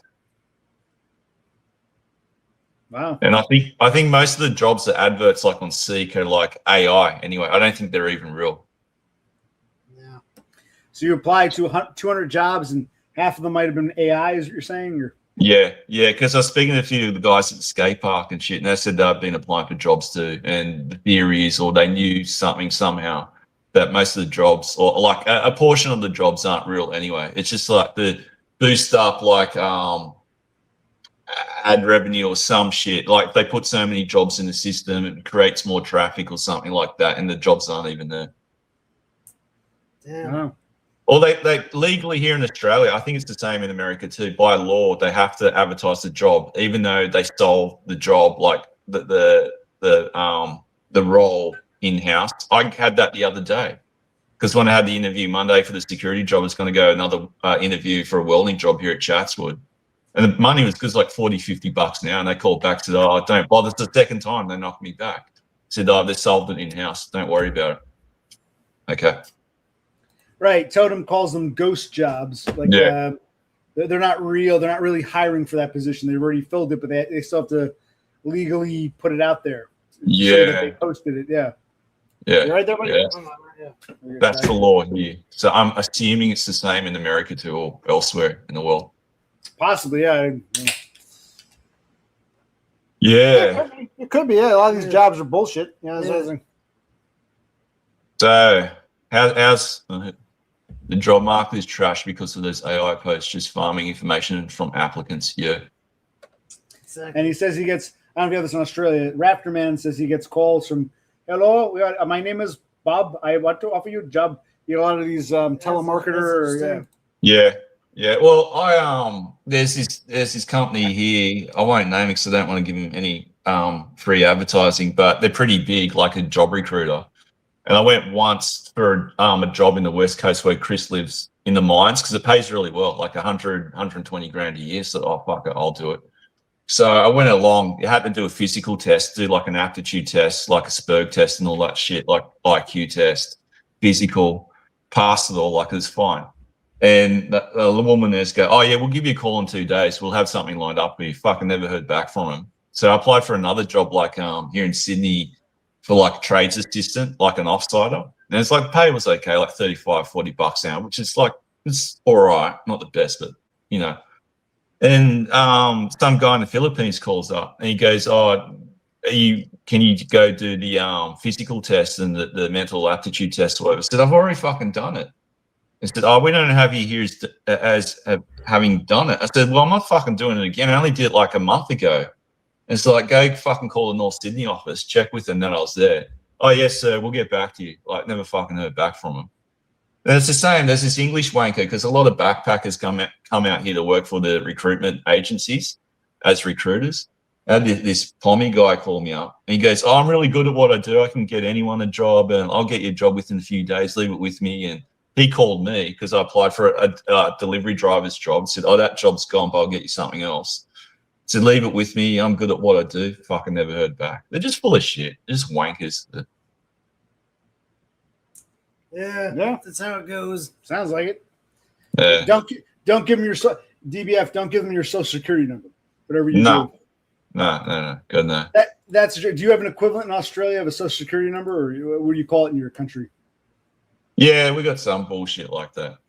But like they always say, obviously you never give them bank details unless you get employed by them. You have to give your bank details, super fund, superannuation fund, just a regular bullshit.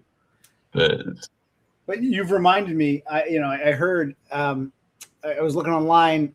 We have something here called workman's compensation, workers' comp. I don't know if you've ever heard of that. You have an equivalent, workman's comp, workers' comp.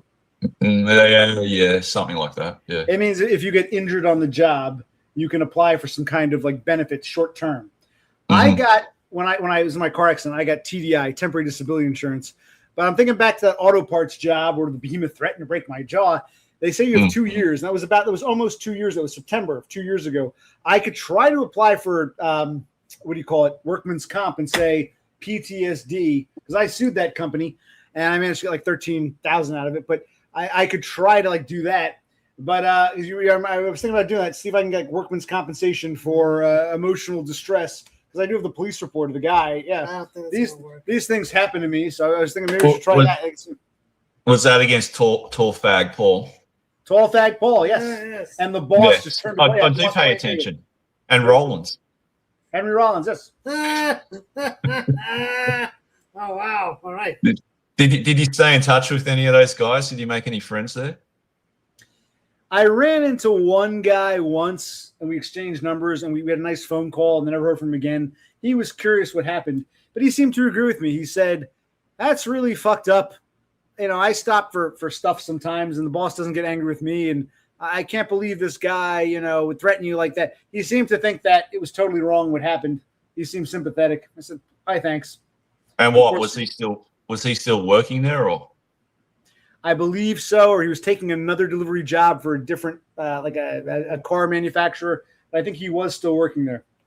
Okay. Would you guys like move where the work is at? Would you move in a state or like around the country anywhere, or for a new start? Maybe. I mean, I would if I got a really good job in another state or somewhere else. I would definitely move closer to it.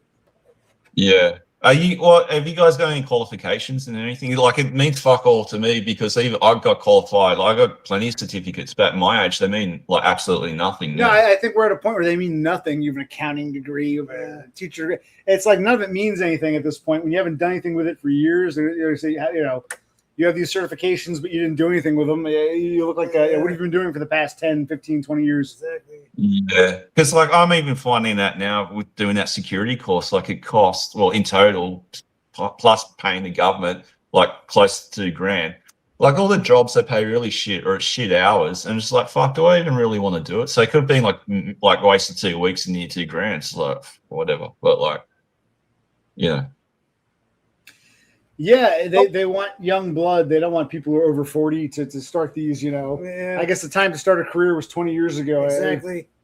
Yeah, I think it just gets to the point. Like, what are they going to do? Put us on a full-time pension now? Just like, fuck it. Like, we don't want you. Like, no Floyd wants us. No cunt wants to hire us. It's like, what's the fucking point? Yeah, I don't know about Australia. I've heard that in America, if you're over 50, you have an easier time of getting meat bucks. So if you're in your 40s, they don't want you because people don't want to hire you because you're too old, but the government doesn't want to give you money because you're too young. So it's a really shitty position to be in. In your 40s, hardest time to get hired, hardest time to get meat bucks. Yeah, I don't know. I think we're just fucked. I like can't meet anyone either. Oh, that's what I was going to ask you guys. Any romance in the horizon? With either of you? I got no prospects. Mm. What about you? No, I don't know. I'd speak to like these online like whores and troons or whatever, but like they're so far away. They're like all in America, and just like nothing like ever comes of it. Yes, I'm assuming she's Australian. She calls it a tax file number. Is that what you call it? You have to give your tax file number when you get a job because you got to claim tax and all that shit. But the only good thing with being unemployed the past few years, because my employment history's been really checkered, I get a good payback, like around $2,000 each year. Plus, with my courses, I'm claiming near $3,000 on all the courses. Or no, probably. Sorry, I lied. Over $2,000, probably $2,500 worth. So I'll get like a portion of that back on tax too. So like that's a good thing. So, but you suffer in the meantime. And Rafterman wants to know, bro, see, are you looking for a good job or are you content with being the grocery store? No, I'd like to have a much better job, but I don't know what that job is or what I could do. Yeah, I'd take a better job in a second. Well, I'm a Spurg, even though people don't believe it exists. I think that's why I was relegated. I was relegated to shit jobs. I couldn't, they didn't want me in the higher tier jobs, so they wouldn't hire me. The shit jobs hire anybody, and you have to work with shit people who hate you because you're a Spurg. So it's like I've always been relegated to shit jobs. And I don't know about you, if you want to try for something better, or I don't know what something better is, but yeah, I guess I gotta do something. But so you got a teaching degree or something, or in accountancy or something like that? Here's the accountant. I actually I took a course to become a teacher, and it didn't work out very well in my mid-20s. It didn't work out. That'll probably be a video unto itself. I'll make a video. Yeah, but you went to this class. Yeah, this class. It was it was people like me. They didn't have degrees in teaching specifically. It was called the alternate route, and it was a bunch of bullshit. And then you have to get a teaching job, and I realized I don't think I can stand in front of a classroom and deal with kids. I said I can't. Even if they're teenagers, I can't deal with it. You want to be a high school teacher, or like here we got like primary school and high school? What like? Yeah, it would probably been high school level. Yeah, I would have been. I don't know if you have kindergarten. I wouldn't have been like a child teacher. Yeah. I would have been like high school age teenagers teaching history or English or economics or something like that. Yeah. Okay. Political science, something like that. That just fell to shit. Yes. That should be a video. I didn't make my videos. I'll tell the whole. I've told my shrink the story. Maybe I'll tell the shrink the story again. And I'll post it. It's a whole story. I'll tell you what happened in that class if people want to watch and see. Isn't your dad a teacher? No. My father. No one in my family was a teacher. My father thought it would be a good idea for me to become a teacher. He said, "You like to ramble on about all these obscure facts. You like to talk." And, if you become a teacher, they get summers off. In America, teachers have 2.5 months off. You have school. You have time off. And once you get in the union, they can't fire you. And you can become an administrator. He just thought it would be a great job on paper. Yeah. Okay. Did you guys ever consider the military when you were younger? No, I didn't. Nah, I never thought. That never crossed my mind. Yeah. Don't the Marine Corps recruiters come to all the high schools? They do. Yeah. In fact, I sat. All branches of the military. They come in, and we all sat through that presentation, but it didn't speak to me. And they tried to get me in the Army because they thought I was great at we took some tests. They called it a job training test. It was really a military test. They didn't tell us that. And this Army guy, even in my 20s, kept bothering me to join the Army. And then we September 11th, and then we went to Afghanistan, Iraq. This guy, when you joining the Army, it was like. So yeah, they do come into the schools. Yes, they do try to recruit you. Yes. What job did they want you to do in the Army? Did they have you like veering some sort of way? Like, I think they wanted me to be a war correspondent, like for the military news yeah, service. okay. Reminds me of Full Metal Jacket, Joker, Private Joker. You've seen that movie? Yes. You're a killer, not a writer or whatever. Yeah, they wanted me to do something like that. You'd still be a soldier. They wanted me to be the one writing down what happened on the front line. Yeah. Interesting. Mm-hmm. Yeah. So have you been applying for work or not? No, I should. You A should. couple of jobs I was thinking about, but how do I get to them? You got to take because you work 6 days a week. You got to get up extra early. You got to. I get a morning job. You take me to work, and then Or I give him my car fob. no. But if I have a nighttime job and I borrow your car, I might not be home in time for you to go to work. So it's like I think I have to buy a car now on credit card, like I did, and this time not fuck it up. That's all I can think. Yeah. So what? Well, how do you apply for work? Have you guys? I take it you got Seek.com over there and all that bullshit, like Indeed, like what we have over here, like Yeah, the we job. like that. we get that crap. Like I have an Indeed account. They email me crap jobs every couple of weeks. Yeah, likewise. Yeah. So what are you thinking of doing, AC? Like, what jobs are you looking at? What would you like to do? Or what do you think you can do? But for now, it would have to be something that's close by. I'm looking at the areas we want to live in. I look at where Bro C works. So should I go to another grocery store? Should I go work with Bro C? Should I go to another store that's on the way to Bro C's? Only because it's got to be something where the schedules align. If he's got to chauffeur me to this new job, it's got to be something that aligns with his schedule. So it'd probably be a morning job where he can drop me off, then he goes on to work, and he picks me up when I'm done. And we have 2 jobs. So it'd have to be something that accommodates that. Unless I buy a car. I don't have enough money, but I can put it on a credit card or something. Yeah, fair enough. Right. So, yeah, go ahead. Sorry. Go ahead. Yes, thank you. Thank you for giving me permission to go ahead on my own stream. I appreciate it. No, I think I said what I wanted to say. Yes, you go ahead. What's up? So have you been in contact with Danny? He was here a stream or 2 ago. Yeah, right. So, well, have you taken him in again? Well, I told him what I'm telling you. I can disagree with someone, but I don't boot people or ban people or not talk to people. If people come around, I talk to them. So Danny was asking me things in chat, and I was talking to him, and I talk to people. Yeah. I think I'm really an extrovert. I'm a failed extrovert because I'm a spurg, but I really need the people interaction. So, yeah, there's really no taking people back. But I'm not really impressed with Danny. But I kind of feel like, I'll be honest with you, I don't want to waste a lot of time and breath talking with him, theorizing with him, for him to suddenly decide you're total shit. I'm like, I don't want to go through that again. It just seems like a very just bad way to treat people. Yeah, I don't know. It's all predictable. No, I just saw one of your streams or 2 ago. You're still pissed off at me or something, but it's overall I don't care. It's just all parasocial bullshit. But like, I got nothing against the guy, but I can't interact with him. I wouldn't say I'm pissed off at anybody. When people ask me my opinion on something, I tell them. I think he seems to think it's all or not, or you're on my team or on this team. He's very tribal. Yeah, he's what I warn against. He wants me, and that's why I say you've got a cult, whether you know it or not. He thought he'd be part of your cult. He'd win brownie points with your cult or something. He's got a very weird view of the world, and I understand people out there do think that way. Believe me, I thought Danny was different, but he just seems—it's almost disappointing. So he seems to think he agrees with me about the cult, and he wants to be part of your cult. So that's what I said. I said you can be friends with whoever you want. Don't try to join a cult. Don't try to do things that you think are going to impress others. And it makes me think. Sorry, go ahead. No, sorry. I'll finish.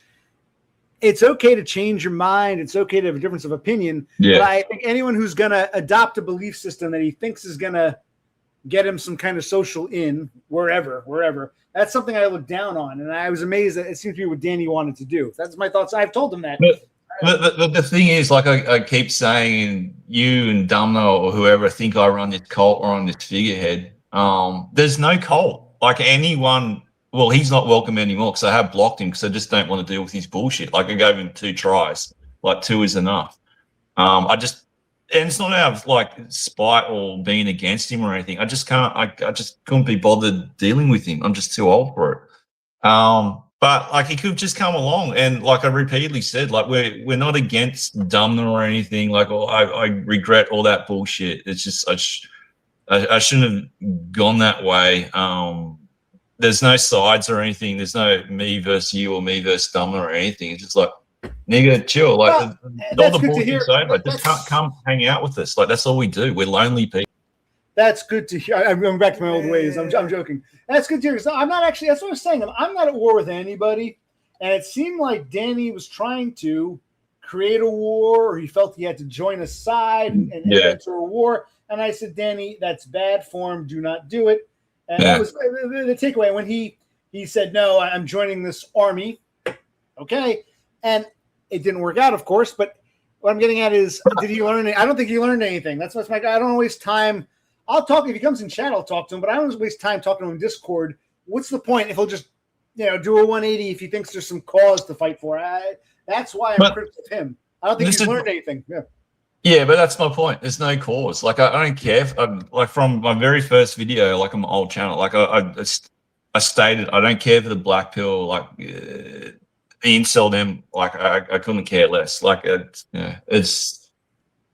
the thing was he did it to himself. Like Aiden had enough of him, so he blocked him, and he saw me saying chat about Danny. I just said the guy wastes his time arguing with people. That's all I said.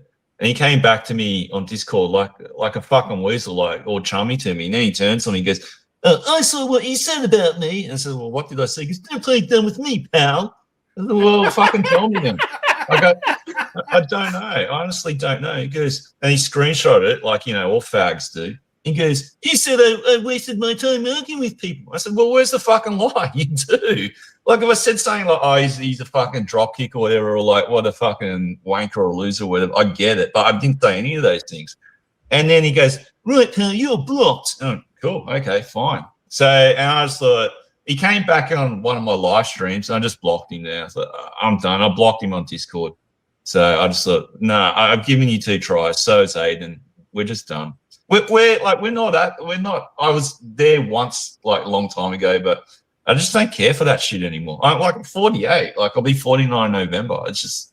Yeah, I was going to say, I don't know what happened because I honestly I don't watch any of your stuff anymore. But maybe he has a different side. Maybe it's a different side. I don't know, much less care. It just seems like a waste of time to me. So I don't know what Danny's problem is. Aiden, I'm not crazy about Aiden either. Aiden also went nuts. I'm not impressed with either of them. So okay. No, everyone's against everybody somehow. Aiden got upset with you because you came into his chat calling us all parasites. No. I'm glad you forgot something very important. Okay, I'm going to take a piss. And I'll tell you. I'll repeat myself. I'm going to get a glass of water. You take a piss. Yeah. That sounds a bit Everybody talk to Bro C for a minute. I'll tell you. Listen. If Danny were here, I'd let him talk and tell his side because I don't really care. At least what you're saying isn't entirely accurate. I think Aiden left things out. So we'll clarify that. He called us parasites. Oh, good. Oh, boy. All right. I'll be back soon, bro. So you guys both take a break. I'll talk to the Starlings. All right then. Yes. I'll be back. I won't be long.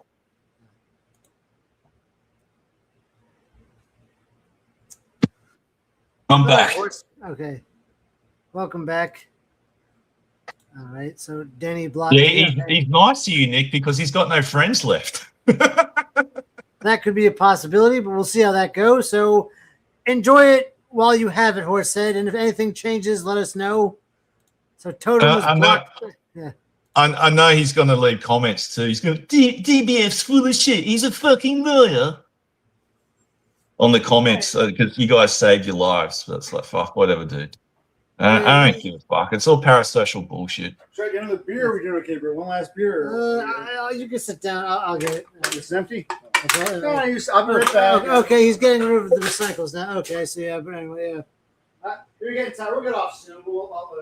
Yeah, well, I can go to bed. You can keep it going. That's fine. I've been up. I only got 4 hours of sleep. Yeah, but you're streaming now, so that changes everything. He loves to stream with you, Starlings. Well, I do, but I should try and get some sleep. So we get up early. I got to physical therapy tomorrow. You got to take me up. Yes. First, you said no friends left. I don't dislike Dan. I just feel Danny is. I don't dislike him either. I think he's got some good qualities, but like you say, he's just so black and white and wants to take sides, and there's no sides to be taken. Yeah, he seems to insert himself into drama that he shouldn't. He gets invited. It just seems like a waste of time, and I thought he understood more than that. As far as Aiden, no, Aiden. Last time I saw Aiden, he came on my panel some time ago. He wanted to talk to Cassandra, Cass. I call her Cassandra, and it was a nice, pleasant experience. Apparently, back in November, Aiden made some videos, parodies of me and my brother. Right. And the videos themselves didn't bother. What happened was, I'm not subscribed to him, so I never saw these videos. This is back in November. Now it's the month of June. Let's go back in time a month and a half ago. Month of June, he went back to these old videos. It was Aiden parodying me, one of him parodying Bro C, and he decided to add a tag to get my attention. He put @occupational clerk. So I wasn't aware of these videos. I clicked on them, I watched them. I said, it's satire, I don't care. And I said, you know what? I was at physical therapy. I was all done. I was waiting for my ride to take me home. They had picked me up, my medical ride to take me home. And I was sitting in the lobby at what we call physical therapy. I don't know what we call it in Australia. Sitting there. And I said, okay, well, Aiden got my attention. These are old videos from November, but he tagged them in June. So I guess he wants my attention. I see he's streaming. Let me pop in for a minute. I said, hi, Aiden. How are you? As soon as I came in, oh, look who's here. This should be good. And it just seemed like it was some kind of weird trap. Last time I interacted with Aiden on my panel, everything seemed cool. And when he linked those old videos, again, the content didn't bother me. I just thought, okay, he just wanted to make sure we saw him. Okay. I was trying to be polite. It just seemed like he was looking for a reason to pounce. And I was there to talk to him, and some of the other people were saying, oh, OC sucks. And I said, Aiden, I'm here to see you. It's me and you, man. What's up? That's how I remember it. And he was just like, these are my friends. I said, Aiden, I'm here to say hi to you. Don't listen to parasites. I'm talking to you. It's the problem. How can you call them parasites? They're my friends. And that's what I'm getting at. The whole idea of like a clique, a cult. I thought it was just me and Aiden. Last time I talked to Aiden, everything seemed cool. When he tagged me, remember, he got I'm not subscribed to him. He got my attention. So I thought, okay. I thought it was a positive thing. I wasn't expecting that. If he'd say, listen, OC, I gotta be honest, I'm not too crazy with certain aspects. Your behavior bothers me. Okay, fine. You can criticize. But he was just, look who's here, guys. So this should be good. You're so tough. I'm like, why did you tag me? Get my attention. Last time I spoke to you months ago, we said that's great. He tags everyone. He tags me like Donnie. No. But he tagged me like 8 months after the fact. Like it's not the tagging that bothered me. He was trying to get my attention using old videos. So he lured me in. I'm like, these videos go back to. He did that to me the other day. There's this video I saw like yesterday, like from months ago, and he tagged. And I was like, I've seen this one already, but like I don't care. Well, like, that's just what he does. He loves YouTube, making videos and shit, and reading books, and he's ASMR. But if in the month mommies in the month of June, if he's now upset with me, why would he tag me? Why would he want to get my attention? Last I remember with Aiden, everything was cool. Why would he try to get my attention if he's upset with me? And I come in thinking, hi, Aiden, what's up? And I get all this. I'm like, okay. Yeah, so I don't understand why he was, if by June he decided he was upset with me, I had no idea. Why else would he tag me? He wanted to bring it to my attention. Look, guys, I'm like, I'm not here to join in with you and your buddies. They're parasites. I'm talking to you, man. So, that was my take on Aiden. I don't know why he tagged me months later. Well, like I said, he tags everyone. So, like, don't take it personally. That's just what he does. So. OC's a piece of shit, but I'll tag him anyway. Hi, Aiden. You're a piece of shit. Well, why are you tagging me? It made no sense. I don't know. That's the problem with it around here. It's just like we're just a bunch of niggers. Like one weekend, it's like 1 week it's someone's fighting someone, then there's another fight the week after that, and it just goes on and on and on. It's just never ending. I'm just here speaking my mind, telling you what I think. And I always tell people, if this isn't your cup of tea, you can fly away. So I have that very, you don't have to be here if you don't want to. This isn't a job. We have to work together. We're not a family. We don't have to live together. Yeah. I always tell people, if you don't like me or my style, you just go away. It's okay. I don't recruit people. I don't want people to come here if they don't want to be here. That's how I see this place. I don't know. I've just got a defeatist mindset now, a defeatist attitude. I think it's kind of the best way to be, like white pilled or defeatist. Like, fuck it, there's nothing you can do. Just roll with it. Just take each day as it comes, and Okay. We have that problem with what we know what to do, but in what order? Do we get you call it a skip bin? You get the dumpster first. Do I buy a car? Do I apply for a job, then buy a car? Do we stay all of August? Do we get out in September? Do we leave mid-August? Do we stay till mid-September? Do we get September 1st? We don't know. We know what we have to do, but it's all jumbled. How do we do it day by? You're saying day at a time. How do we do it day by day? You know what I mean? Well, I don't know. I'm no expert, or I'm not really one for giving advice, and I don't know why, but I guess because I'm older, people do, like younger guys asking for advice. I can only tell people how it can go wrong. Like I said, you're the cult leader, whether you realize it or not. You're the biggest boy on the block. You're the big kid. They look up to you, and with great power comes great responsibility, which I don't think you're taking into account. Okay. No, my useless advice, my blue pill advice to you, OC, I think, well, like me as well, I'm taking my own advice. I think try and get a job first. But as I know, it's not easy. Like, try get gainfully employed, and whilst you're waiting, if your health allows, fill the skip bins in the meantime. But the skip bins cost money. but they get the job first. Well, skip side note, we call them dumpsters. They're nice. They drop them off for a week, so you have a whole week to fill them up. So you have to fill them immediately, but it's time consuming, and there's certain things you can't put in them because if they find out you put an old television, you'll get charged. Yeah. You got to dispose of that separately, so you got to be careful. Yeah, we got a bunch of like chemicals and stuff. Yeah, we do. Here, we have like a council cleanup, and they used to do it for free. Oh no, they still do it for free, but you got to clean up call the local council, and you can put your shit out the front of your house, and the local council will come pick it up free of charge. But you only get so many call outs per year or per month. Can you do that? Is that the nature strip you're talking about? You call it the nature strip? Yeah. Here there is a municipal. You got to take it there. You got to pay a fine or a fee. We have the same. Right, and then you bring it to that. You don't put it on the curb, or you bring it to them and say, "Here's what I'm to dispose of."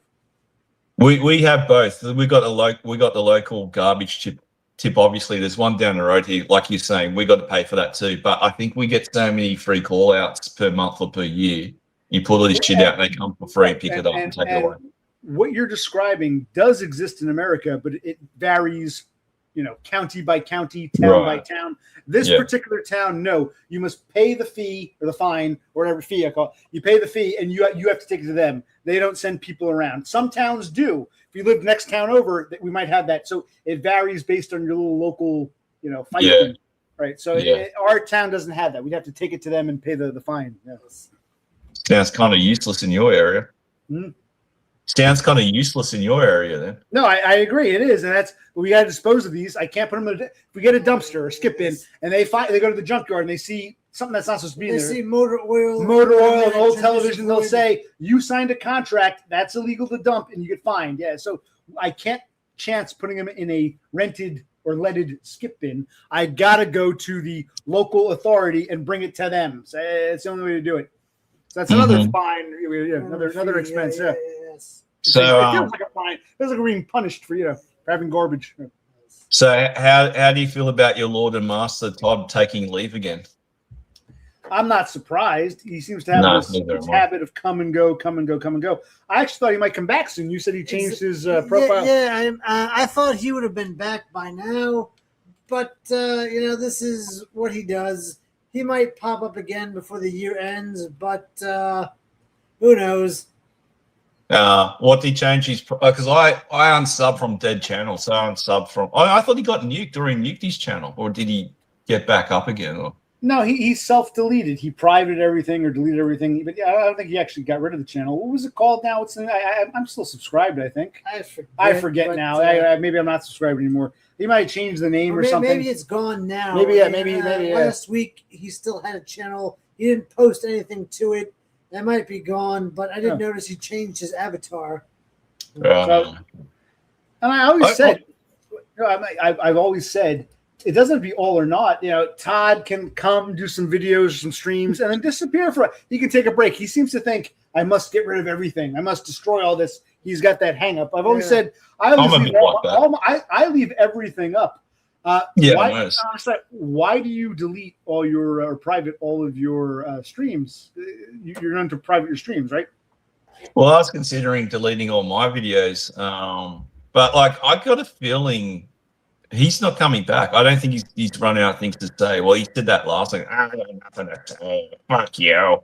But I don't know. I think he's got a girlfriend now. He's a giga simp now or something. Yeah. Oh, the last I heard, because I missed, because I was in the wheelchair, I was going physical therapy. I missed his last couple of videos, and then the channel went bye.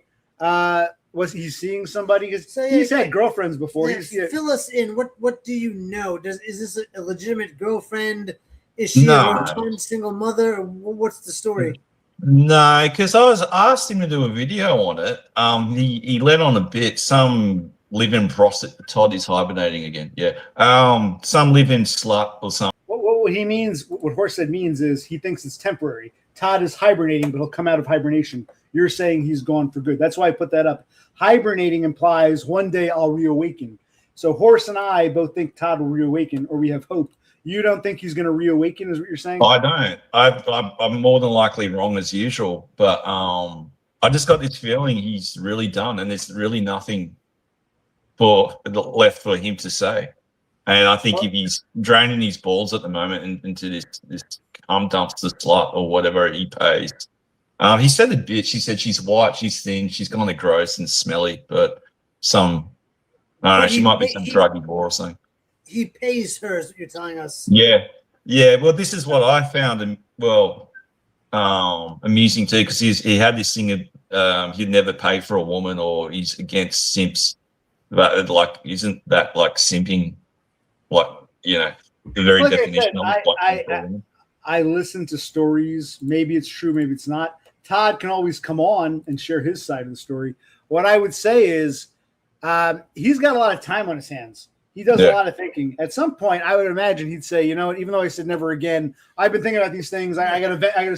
So it's possible he could crawl the woodwork too. Exactly. I've been thinking about it for the past year or two, and I got to say this. And it's possible. Maybe you're right. Maybe he won't come back. But as long as he has some kind of entertainment, I guess he's focused on that now. But that'll probably go south. But he's paying her. They plan to get married and have some kind of weird relationship. There's nothing serious. It's basically like a sugar daddy simp situation or something like that, where he pays her and she comes around and he fucks her and then she fucks off. But it's like not. Well, I could make out what. That's why I asked him if he could do a video or elaborate more on it, or in a live stream we could ask him questions, which he didn't. But yeah, he let on a little bit that there's some nasty whore that he's fucking paying for or something like that. But it's a continuous thing. Well, it would be nice if he wants to come on and tell his side of the story. I'd love to hear it. Yeah, you might be right. As long as he's playing that game, how long do you think it's going to go on for? Years? Depends how far they can put up with each other's bullshit. Like, is she some fucking druggy schizophrenic, or you know what he's like? So who could say? But yeah, I just assume like he's busy bunting her. He's doing his walks and shit, and like he said last time, I think he just ran out of things to say. Like he'd like to do some computer channel or something like that, but no one wants to watch it. So, well, maybe he has a new channel we don't know about. That's He's just doing computer stuff. Be out there, we can't find it. Yeah, but like he's known for like the loneliness stuff. How does Todd even have money? He's on disability. Well, he's got $19.99 in his bank account. He always keeps it $1 short because he's not allowed to go over the $2,000 threshold, or the government will tax him. But like, he doesn't have a whole lot. He lives off of government assistance. He has Section 8 or some kind of discounted housing and discounted rent. So he's got a bunch of money saved up, and he spends it on this whore in the expectation of sex, and how he plans to live his life. Good for him. That's really good for him, I guess. All these guys are fake cells except us three. Oh, nice. Thank you. Yes.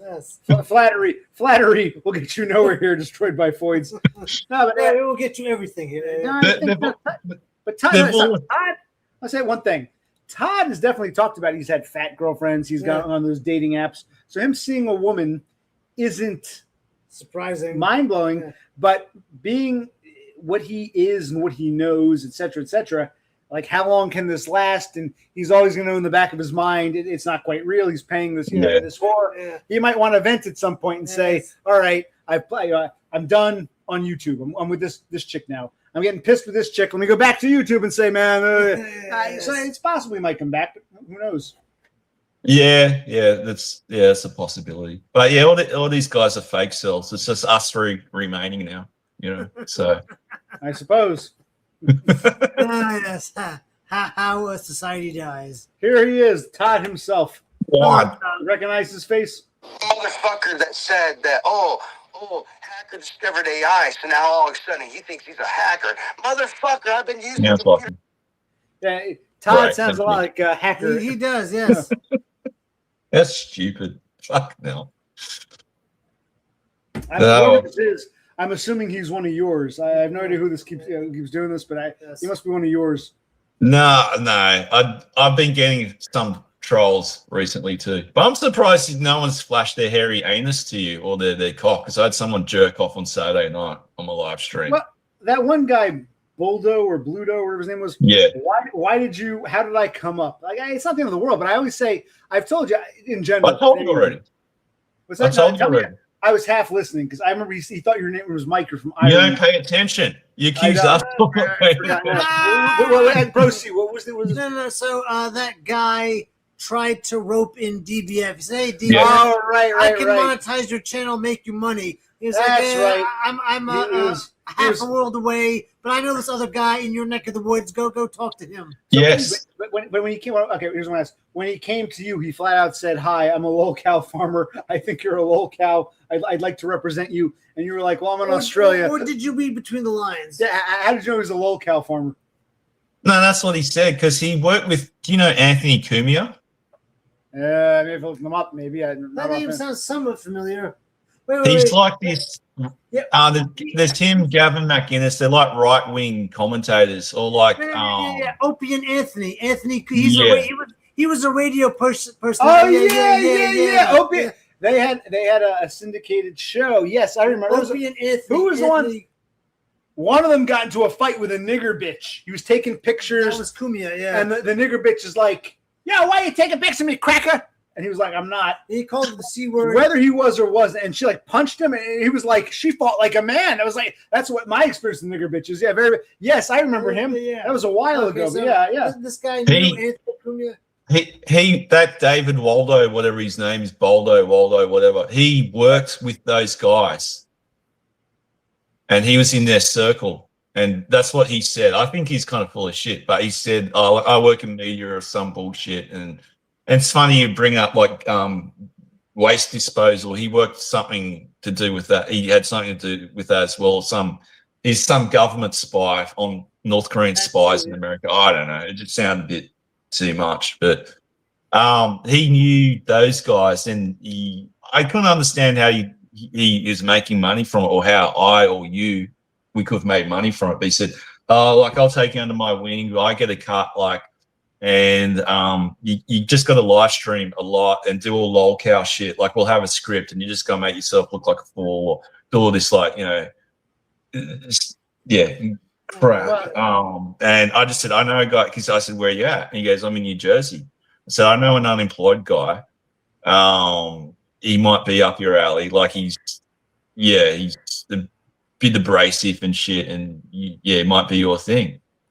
Well, is this one Scab? Abby, that's Bash's girlfriend.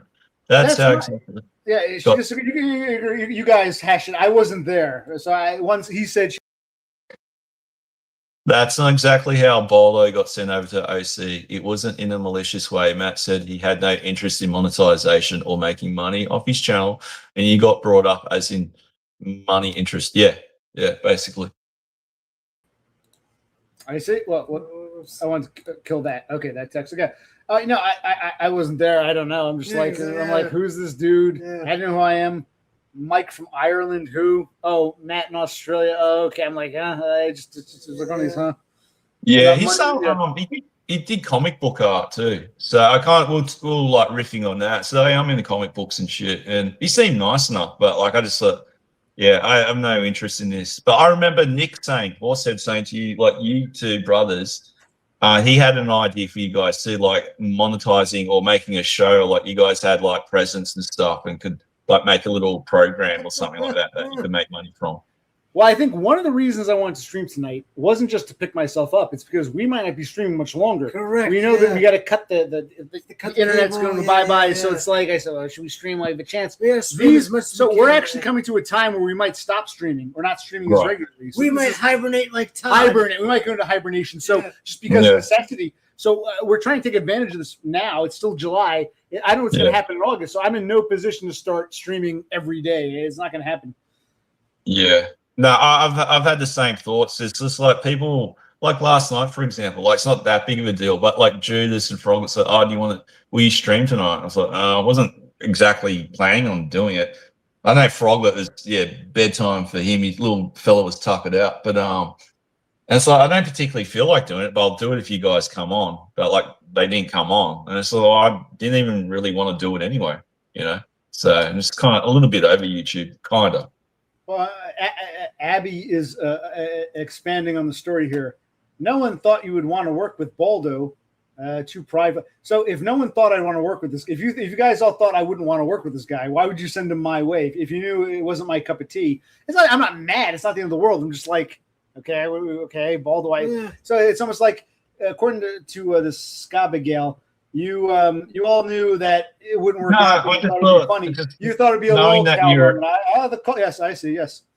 No, knowing that you're out of work, and knowing that, like me and all of us, really not wanting a real job or having to actually work properly, and you guys are in the same state, I thought, there's this guy, this OC in New Jersey, just like hit him up, and you did, and that's. And how does being a lol cow and streaming all the time, how does that get you money? I couldn't understand his business. I can't understand it either, because that's why I asked, and he explained it, but I wasn't paying attention. But but that's you why. said it to me. So like, okay, yeah, thanks. Thank you. I think what he's making out was, if you stream long enough and do like kooky enough shit, then like investors or advertisers get involved and they back you and then they pay you or something like that. And because he's the one who sets it all up or he's the middleman for the investors or the advertisers, he gets a cut. And you get, like, he's talking about Cyrax and shit too. Like he worked with the people with Cyrax, or he knew something about Cyrax and how like all those long cows got started. Well, you see what happened to Cyrax. It did not end well. Yeah. And what was I going to say? It's almost like, I guess he gets a cut from you being a low cow. It seems like he just what he's saying is true. But he also told me he didn't sell himself very well, because he was telling me how people tried to like send him poison in the mail. I'm like, well, if this is true, then why would I want to team up with you? It made no sense. If you knew that, why would I want to team up with this guy? It makes no sense. I mean, I'm not calling him a liar. It's possible some crazies out there want to go after him, but it's like, well, if people come after you, why would we team up? So I got people come after me. I get enough of that in real life. You know what I mean? It's like, Well, there's some other weird shit he's saying too. Like the government, US government, paid him to be a spy because there's North Korean agents in New York or somewhere. And because he had some garbage disposal company, and next door to his business, they paid him or used his area or something to plant like listening devices or eavesdropping devices, and he got paid from the government. They were bringing garbage to his dump, and the government wanted him to look at what they were doing or some shit like that. Something like that. Yeah, it's weird, but. Like horse put it best. People send me poison in the mail. Want to team up with me? It's like, no. Why would anyone think it's like, and why did DBF send you here? It's like, what is this? A joke? But DBF was talking with some guy from New Jersey. You're the only other guy from New Jersey he knows. It kind of slipped out. Yeah. You're lucky Bro C is so forgiving. You're lucky this guy just happened to be from New Jersey, because I think you give him from anywhere in the world, you can still send him over, but okay. Look, hey, I was just trying to help out. I know you don't want to work and like get money for nothing, and he's in your state. So I thought, I just want to play my guitar. Money ain't for nothing, And and chicks for free. That little faggot with the earring and the makeup. Yeah, buddy, that's DBF's hair. That little faggot got his own welding job. That little faggot, he's a YouTube millionaire. We got to install microwave ovens, throw shit in a skip bin. We got to get rid of that refrigerator. We got to get rid of those old TVs, man. That ain't working. Play your guitar and your MTV. Money ain't for nothing, chicks for free. I'm joking around. Pussies for free. Pussy rats. There It's you funny. go. So how's your guitar playing going? I haven't touched it in months. In Yeah, fact, I we know. gotta bring those. I want to bring them over to the Oh, storage yeah, we unit. gotta get- And if we can find a place, move everything, even if it's cramped, Yeah. so we don't have to pay that storage unit. I don't know what you call them in Australia. They got a storage Yeah, unit. it's a storage facility. unit. Yeah, Yeah. Because so we got to pay that. I got to pay that in a few weeks. It's Yeah, like I know, we don't have any money. I need yeah. a job. Yeah, Yes. but I don't have. Right now, we're getting out of this house. I can't stream. Even if I wanted to be the locale who makes money, I can't stream every day. It's we gotta get out of here. Yeah. This might be one of our. I keep saying that, but it's gonna come a time where we're not gonna Yeah, stream yeah, for a while, or yes. it'll be on the phone only because we got to cut the cable, which is for us the internet. We got to cut this from this house. So, We yeah. do, yes. Mhm. Have you heard from your friend Xenesis? He was on one of my streams. I think it was the same one with that guy, that Bluto guy. He Yeah. came on later. He came on that stream. That's Yes. still some time ago, yeah. When was that? I'm not sure. Yeah. I'll take a quick look. In fact, let's take a look here. All right, hold on. How do I share screen? I always try to do You don't this. have to share screen, just tell them what it was. Oh, because I'll forget. All right, here we go. Here we are right now, Streamin Tired with DBF. If you go back, you'll see it. It was right here. I don't know if you can see this. Yeah, I can see it. We don't have to. We're not going to watch it, but I'll 3 scroll weeks ago, down. yes. So it was around the same time that right here, around the same time that Bluto guy came on, Mm. Sandra came on, and then Xenesis came on. It was like not at the same time. They're all back. It was like a long stream. Everyone wants to come on, but at different blocks. Yes. Yeah, so the same. So it was three weeks right here, 3 weeks ago. So yes, I heard from Xenesis 3 weeks ago. Has Xenesis asked you how you found the black pill? How I found the black pill. He asked everyone that. So how did you find the black pill? I don't think he didn't have to ask. He looks at me, knows I'm an ugly spurg. He knows right away. He looks at a normie like you and thinks, "Oh, DBF, how'd you find it?" With me, there's no need to even ask because no, I don't think he's asked me that question. No. You But don't really talk about. I think he's brought it up too, but you don't. I never really hear you talk about the black pill or black pill adjacent shit or insult them, or you don't seem to care that much Well, about I think women. I think it comes up sometimes, and there's stuff Yeah. about it I agree with, but it's not the main focus of this channel. It's never been Yeah. the main focus of this channel. But yeah, it comes up sometimes. There are things I agree with, but that's not the main point of what I'm doing here. Yeah, and same for like the whole Floyd thing too. You don't seem to care that much either. It's like, oh fucking, it's Yeah, I just mean, they seem like We too can much discuss work. those. I'm not opposed to discussing those things, and I might agree with some black pill tenets. It's just the main aim of this channel was more about me, my life, my existence, what we're going helping through. him get neat bucks. Eventually, telling my crazy stories. I do want to do it, but I feel like I got to like have the focus. And right now, my focus is on Exactly. breaking up this house. Yes. That was my aim.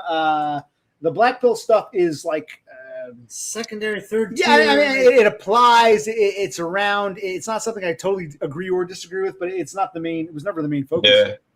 Yeah, likewise. Like I said that from the very beginning, but somehow people like misconstrue me being like apparently I'm the new king of the losers. Yes, king you're of the cult. incels. You are the cult leader. I'm not, so I don't have to clarify this every time I stream. But you might have to because it seems like you're the new cult leader. Well, yeah, because everyone's ascended or left. Some have said, I've taken like Todd's spot or whatever, or his crown. I don't think so. Like I'm nowhere near a Todd, but Well, not for me. Not for me. no, no. I agree. Maybe for some of them. I don't know. Yeah, but it wasn't by design. That's for sure. But like, Well, that's no. why I say I haven't said you might not be the leader, but you're a figurehead, whether you know it or not. So whether you're in charge or whether you're just the figurehead they rally behind. I mean, if you're being honest that you're not a leader of it all, then you at least have to acknowledge you become some kind of figurehead, some kind of cult hero for some of these people. I'm not a cult hero. You But probably. I just have trouble seeing it because I just don't see myself as being likable or popular or, like Todd had this certain coolness about him because he so didn't give a fuck. like I said, the untouchable kids are the ones that were too cool for me to hang out with, or all of us to hang out with. In my mind was Todd and Donnie, you know. Well, it's your turn finally. Damn near 50. You now get to be like, you know, the cool kid in the group here. Yeah. Yeah. No. Yeah. It's not a crown I necessarily want, but yeah, here we are. But that's why you're the figurehead. It was bestowed upon Yeah, you. you might not be the leader. I even said, I don't know if he's the leader. If you're not the leader, if you're not the one pulling the strings, you're definitely some sort of figurehead for your followers. I would say. Yeah. Well, I don't know. Like I like the Saturday night call-ins because I'm lonely and got nothing to do. But like with video ideas, like I have ideas, but I think it's all been done before. Like savvy guys taking every fucking incel idea there is in regards to making a video. So like there's really nothing more to be said. And like how long are you going to complain on YouTube for, you know? Well, we're also sharing up. For me, it's almost like my micro cassette recorder, and almost like maybe like remember the days of camcorders? It's like this is the family videos. People can join in if they want, but it's basically just for us. But savvy guy, he's too shut off. He's like an island unto himself. You can't contact him. You can't interact with him. He doesn't come on these streams, so he's sort of like an island unto himself. He's not somebody you can even interact with. Here, it's just, you know, I see what Skabagel says here. You know, you're never malicious. So she's sticking up for you. You don't shut it down when the people around him are. Frankly, you shouldn't have to be in charge of all the tards. So Skabagal is saying that a lot of your people are tards. You might not be their leader. You're the figurehead. She's saying you've got a lot of tards. I would agree with her. She recognized what you were saying. Yeah, you might not realize that you got a lot of tards surrounding you. And I'm like, okay, another DBF tard. That's what I mean by the figurehead. Well, I somewhat agree with that. I think Dumner would disagree with me. Being malicious or whatnot. I regret all that bullshit. It's done now, and I don't really. What'd she say? I can't read it. Definitely not the cool kid. Well, you're too cool for me. Well, is it true you told Danny get rid of Donna? Do everything you can to get rid of Donda? No, not at all. That's what, okay. If I'd said that, I'd admit it, but because I can't lie for shit. But I've never once said in regards to Dumner, I've never said it's either you with me or them type bullshit thing. I was just like, this is how I feel. I was upset at the time, but I've never said once to anyone like go in against them on my behalf, like not once. Well, never. the problem. Maybe you should reiterate that you don't support that, because a lot of these people. That was one of my criticisms of Danny. He said, "I'm going to chase Dawn off the internet. She did DBF dirty." I said, "Listen, you're entitled to your opinion, regardless of how you feel. Don't insert yourself into this. No, I'm going to get rid of her. And you shouldn't have dumb on your. He was trying to dictate who I could talk to. Yeah. He was going to stand up for your honor and go after Donna. And I even said, did DBF tell you to do this? So that's what I'm critical of. These people who want to be part of some group and they behave either the way the cult leader tells them or the way they think the cult leader. You got to clarify this, because I'm like, Danny, you can have your opinion. You don't have to like Donna. No.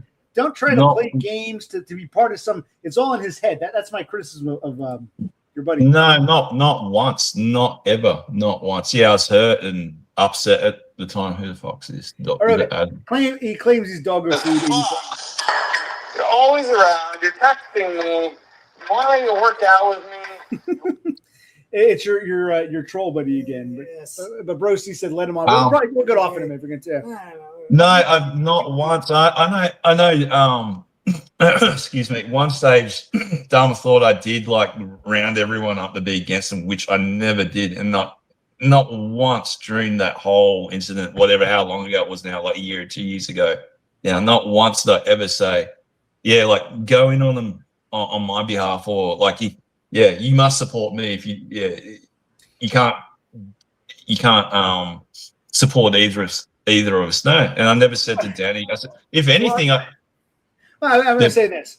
Like I said, I don't watch your stuff anymore. I don't know. Maybe you're telling the truth. I don't know, much less care. All I know, if you look here, Fred Good says, Dev Pike, spiteful, imagine. Is that the word? The point is, I was trying to tell Danny, I don't care who did what. Don't get on that bandwagon. Don't feel it's your place to go after somebody to be on the crusade. That's what I was trying to tell him, and he wouldn't listen. He kept saying zero, and that's why it's like, why even have conversations if you're not like intellectualizing this? That was my criticism. I felt Danny wanted to go on a crusade of his making For people that really didn't have anything to do with him immediately, for whatever reason, I don't know. And I said, this is wrong, don't do it. And he kept saying 0. That's my criticism of him. So in case anyone's wondering, I don't hate Danny. I just feel like, where's your mind at? So if you're telling the truth, now, if you're telling the truth, that's admirable. I always say, don't try to rally people against anybody. I'm opposed to it, 1,000%. I make it very clear. And I told Danny flat out, don't do it. And he didn't want to listen. Go ahead. No, well, I'm near 50 years old. I don't need someone like half my age sticking up for me. I can fight my own fights. I don't need anyone sticking up for me. But no, I said to him, I said, what are you being parasocial for? Like, you're all the way in the UK. We're down here in Australia, or Dom's down here now. Like, why would you care about people on the other side of the world? It's like, fine, you want to watch our shit or whatever, but like, why get so invested for? That's what I learned. I got burnt from getting too invested. If what you're saying is true, I agree with you, and that's what I was trying to tell Danny. Don't get involved in this. You don't have to agree with Dumb or Donda or DBF or whatever, but don't get involved. Don't take on a crusade. That's what I told him, and he was so adamant. No, we, meaning you and Jasmine, all you, this cult or whatever you want to call it.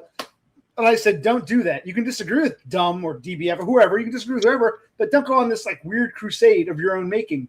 So if you're claiming you told him the same thing, then that's why I'm so critical of Danny, because why would Dev Pike do this? It's like, come on, you should know better. This is bullshit. Yeah, that's how I felt. Well, I found it amusing and sad at the same time. I don't know if it's even really worth bringing up, but I'll just say this much: that fight that was had over me, I wasn't even there on your channel, on your live stream, like a few months back. It's funny because I was having one of the nicest days. I was out with a friend skating at the skate spot. And have you ever had like a near perfect day in your life? Like, you're just having a good time, chilling with your friends, and the sun's out, you're having fun, you're on your skateboard or whatever you're into. Yes, and then you turned on OC stream. Dun, dun, dun. Okay, yes. Yeah. And like, I wasn't even fucking there. And all this bullshit just kicked off. I got a message from Jasmine saying, I apologize, but like, things got heated between Donnie and I. I said, what the fuck? And then like, I watched the replay and Jesus Christ. Like, once again, I don't mean to dredge it up or like open up festering wounds or anything. Like, let's all move on. But I'm just like, fuck me, man. Like, come on, Well, Scabagal says, she thinks you're using parasocial incorrectly, and I tend to agree. But so are we misusing the term parasocial? Is Danny parasocial, or is he just? He could be. I think he's trying to like take on a crusade to prove something to nobody that nobody asked him to take on, and that's why I said don't do it. Come on. Well, I learned this too. Like, this is how I fuck myself up, or like with women or people around here, and like. I remember Doug Garrison saying to me, I'm sure he won't mind me saying this. Oh, yes. Wait, on a side note, you're talking about sex addict. Doug Garrison, sex addict? Yeah. I haven't seen him. He used to come around. I haven't seen him in a long. Does he still go to yours? I haven't seen Doug Garrison in a long time. Oh, now and then. Not that. He's a bit more of a lurker, like someone who just likes to watch, not interact so much, But we were messaging this morning. But yeah, he said to me, he goes, you just got to learn not to get too invested or too involved with people online. And like Todd always said, it's at the end of the day, it's entertainment, I think that's what I was trying to tell Dev Pike. Maybe I didn't articulate it as well, but that's what I was saying. I was saying, don't get involved, don't create needless. Yeah, that was the gist of what I was saying. And you're claiming that you agree. So then tell me, if you agree, where did Dev Pike get this idea from that he had to behave this way? Why did he totally blow me off when I said don't do it?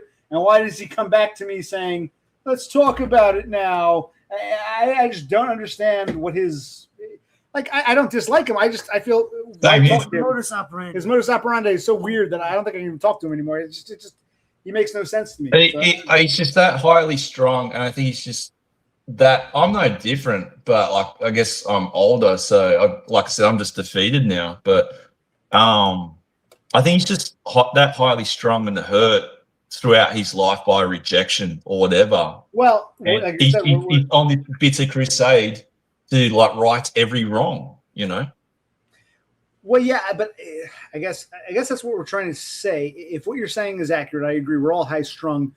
He can learn and say, listen to people a bit older. Don't go on these crusades. It's not worth it. If you see any value in what I'm saying or what DBF is saying or what Todd is saying or what Dumb is saying or what Oreo Man is saying, whatever, if you see any value, at least try to contemplate. My gripe with him was he wasn't even trying to contemplate that. That's why I said, what are you doing? But yeah, we're all a bit high strung, but we've kind of learned he should learn from it. Instead of trying to, get defiant, he should say, okay, he claims he comes here to learn and discuss ideas, but then it just goes out the window. He just reverts. So it was the reversion that made me say, I don't want to waste time and breath talking to this dude who's going to revert on the drop of a hat. And that's, if he's watching, I'm going to explain. That's why I feel like it's not worth it. And you claim, DBF, that you feel the same way. So where did the problem come in exactly? But that's how he is. Like, we're at Aiden's chat one day and we're all there just chilling out, having fun. And Abby was there. And he just goes in on Abby, calling her a girl boss and shit. And like, she's contradictory. I can't remember the exact argument. Like, yeah, he's going to try and, trip me up on whatever. Like, is that long ago? But just out of nowhere. And like, Abby, we're all going, and Aiden said, just chill, you fucking clown. Like, we're all having fun. Like, why are you arguing against it for? Like, we're just all enjoying each other's company. Well, I see. I assume that's because I knew it would fall apart. I said, okay, what girl did he pick on? I didn't know Scabagal. I said, okay, did you pick on Tara Norquay? Did you pick on Beppis? Did you pick on Vegan Dolls? Who did I said he clearly went after a woman, a Foyd, and that pissed them off. I knew it. Okay, no. In this case, it was Scabagal. I said, who was it? And I didn't know her, but I knew it was some girl. He went after some girl, thinking he'd get points with you guys, and you got pissed. Okay, exactly what I predicted. Yeah. We told him to calm down, and so did Aiden. But Aiden blocked him because he had enough of him. He just goes, dude, that's Aiden. Aiden's sensitive. Like Aiden's a positive guy, unlike us. Like, we're from the. I disagree. I think Aiden, he comes across as Aiden, but he's really. I think he is a simpleton. But I think he's not as nice as he thinks he is. He calls okay. Well, all right. Aiden's not much better. He's a whole other can of worms, but it's kind of similar. Well, okay, let me say this much. You and I are a fan of Todd. Yes. Aiden isn't. Does that make he didn't even know who Todd was until you told him. Because I asked him once, and he's like, I didn't know who Todd was till DBF told me. You're their ringleader. You're their guy. That's what I'm saying. Cult leader, figurehead. That's you. Yes. We've got a similar mindset to Todd. He doesn't. He wants to do more proactive shit, like work out, read books, follow ASMR mummies, whatever, But like, Aiden had enough of Danny, and I think it's the second time he blocked him, and it's the last time. And he's going, fuck it, I'm just done. I said, fair enough. And we all predicted this anyway. It's like predicting fucking 9 p.m. at 8 p.m., But then he turned on me. He said, "Oh, you said I argue with people online." I said, "Yeah, like, where's the lie?" Hold on. You're coming across as very arrogant. You're punching down with that accent, just like when I do my father. Let's get Othie arrested. When I do my retard father, I like his Dev Pike voice. No, he's like punching down now. You're coming across. You're coming across as very, very arrogant with that, DBF. But okay, rules for me, not for thee. I got it. I'm a smart. Look at that smile. Look at that. No, but yeah, and. Anyway, where was I? Yeah, he's just like, then he turned on me, and like he could have been friends with us, but he's the one who fucked it all up, not us. He fucked it up with multiple people. It's like, do you not want to get along with anybody? He's fucking up with everybody. It's like, and I never said to Dev Pike, you can't talk to so and so. I said, talk to everyone. Same here. I never told him you can't think this or you must think that. I never told him that. What I was dismayed was his lack of even trying to intellectualize. When he would come here, he'd want to talk, he'd want to discuss ideas. He had some good points. To throw it all out is what really bothered me. I'm like, if you could throw it out just like that, then why waste time talking to you? So I want to make it clear to anyone watching, not just Dev Pike, but anybody.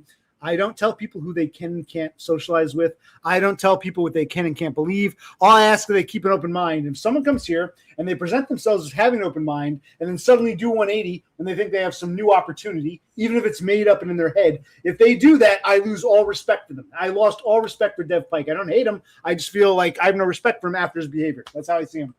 Nah, fair enough. But yeah, for the record, I never told him or anyone else for that matter to go in on Dumna or anyone else. Like, yeah. Well, James agrees with me that you are a cult leader, or at least a powerful figurehead. You have some kind of like maybe not. I wouldn't say it's the same gravital pull as Todd. You're not quite Todd, and of course, it's different. You and I are similar in age, and I've known you before either of us streamed. We used to chat in Todd's streams 5, 6, 7 years ago. So we've known each other, so it won't affect me. But maybe to a younger generation, you're their big boy. Like we watch Todd, we enjoy Todd. Maybe some of these people see you as their new leader, whether you realize that or not. So I do agree with James on that. Yeah. Okay. And James will be pissed that I'm talking to you in the first place, but I always said I don't chase people away. Everyone's free to come here. You're getting tired. You'll probably get off soon.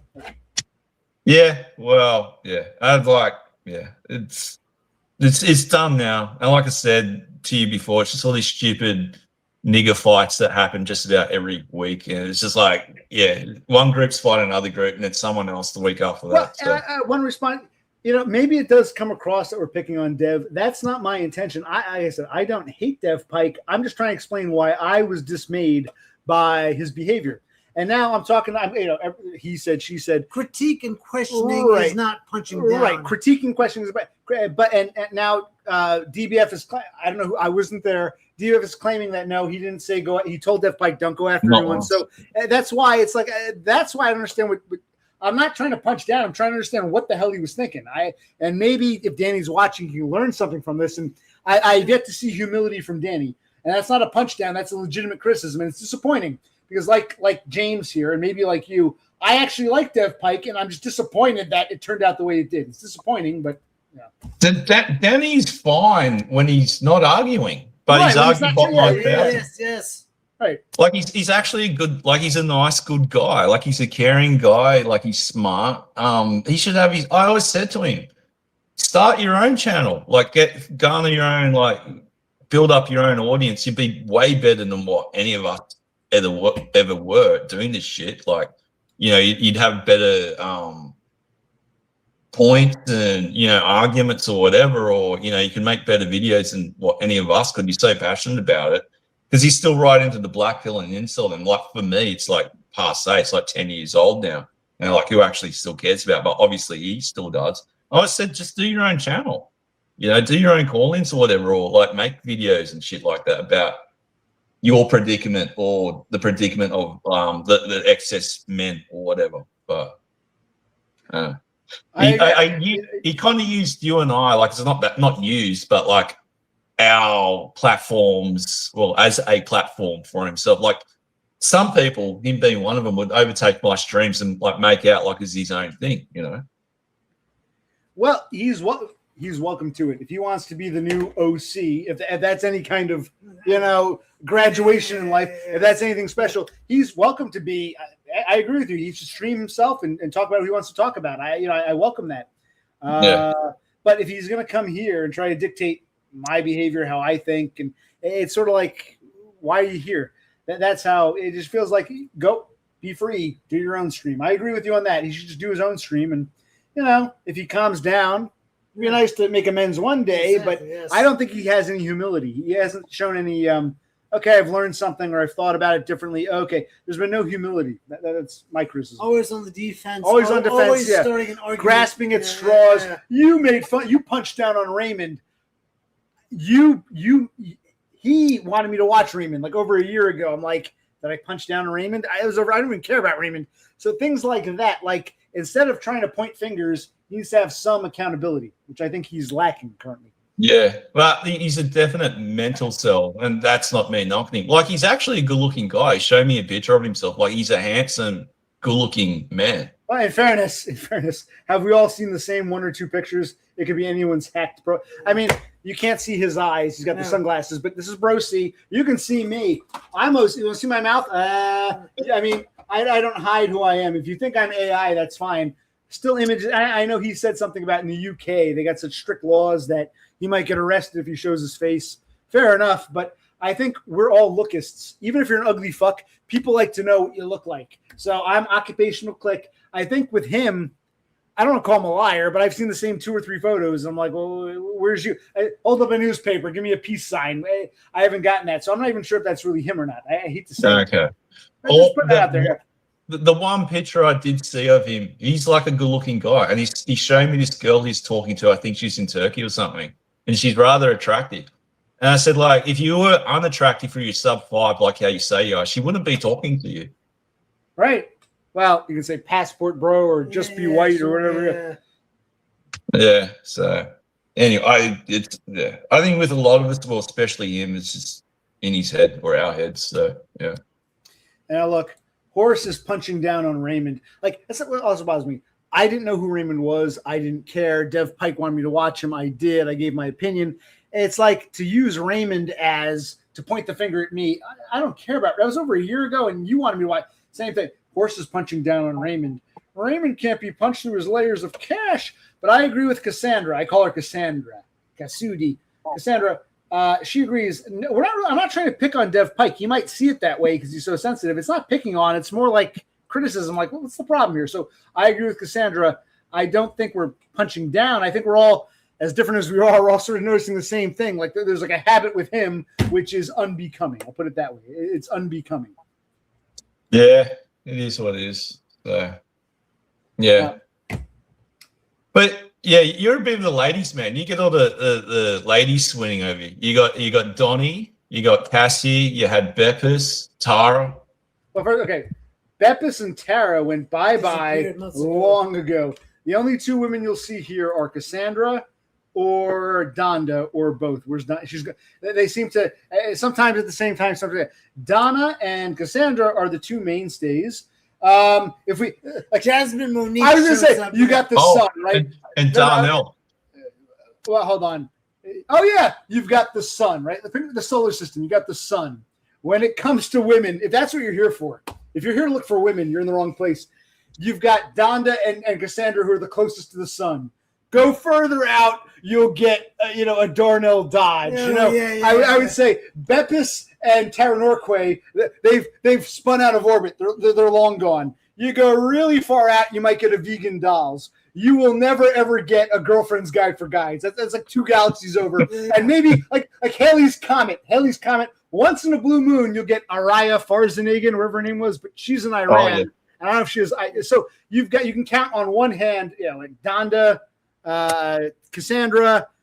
Further out, you've got Jasmine Monique, and what's her name, Darnell Dodge. Yeah. But so you get one hand, you count all the women who come here. So, but yes. I gotta go to bed. Good night, I might check out too. You got water upstairs? I'll get some water. I'll see you guys next time. Thank you, bro. I only got 4 hours of sleep, so I should probably go soon. But it's been an interesting talk. Interesting. Yeah, the point is, very few women come here. What you see at Cassandra and Adonda, and that's like a whole lot of women. In fact, this is Skabagel. I don't know her really. That's Basher's girlfriend. She's one of yours who came here because you're here. So you brought her in. There's very few women who come here. That's Basher's girlfriend. You know Bash. Nostalgia Bash. Yes, I know Nostalgia Bash, but I don't really see Skabagel. So it's like, you brought her in. So you're the ladies' man, it seems like. Yeah, I don't know about that. But anywho, what are you doing? And on a side note, people keep asking about Beppis. Beppis self-deleted. I wonder about, how do you pronounce it? Aria Farzanagin. She was in Iran, and Iran is now under attack by us. So she might even have the internet. I always wondered what happened. Have you heard from her? I'm just curious what happened. Yeah, she messaged me at the height of the bombings, how long ago that was, like 2-3 months ago, and she just said, "Internet shit over here. Like I can barely get any internet access, and just message you when I can." And that was a long time ago.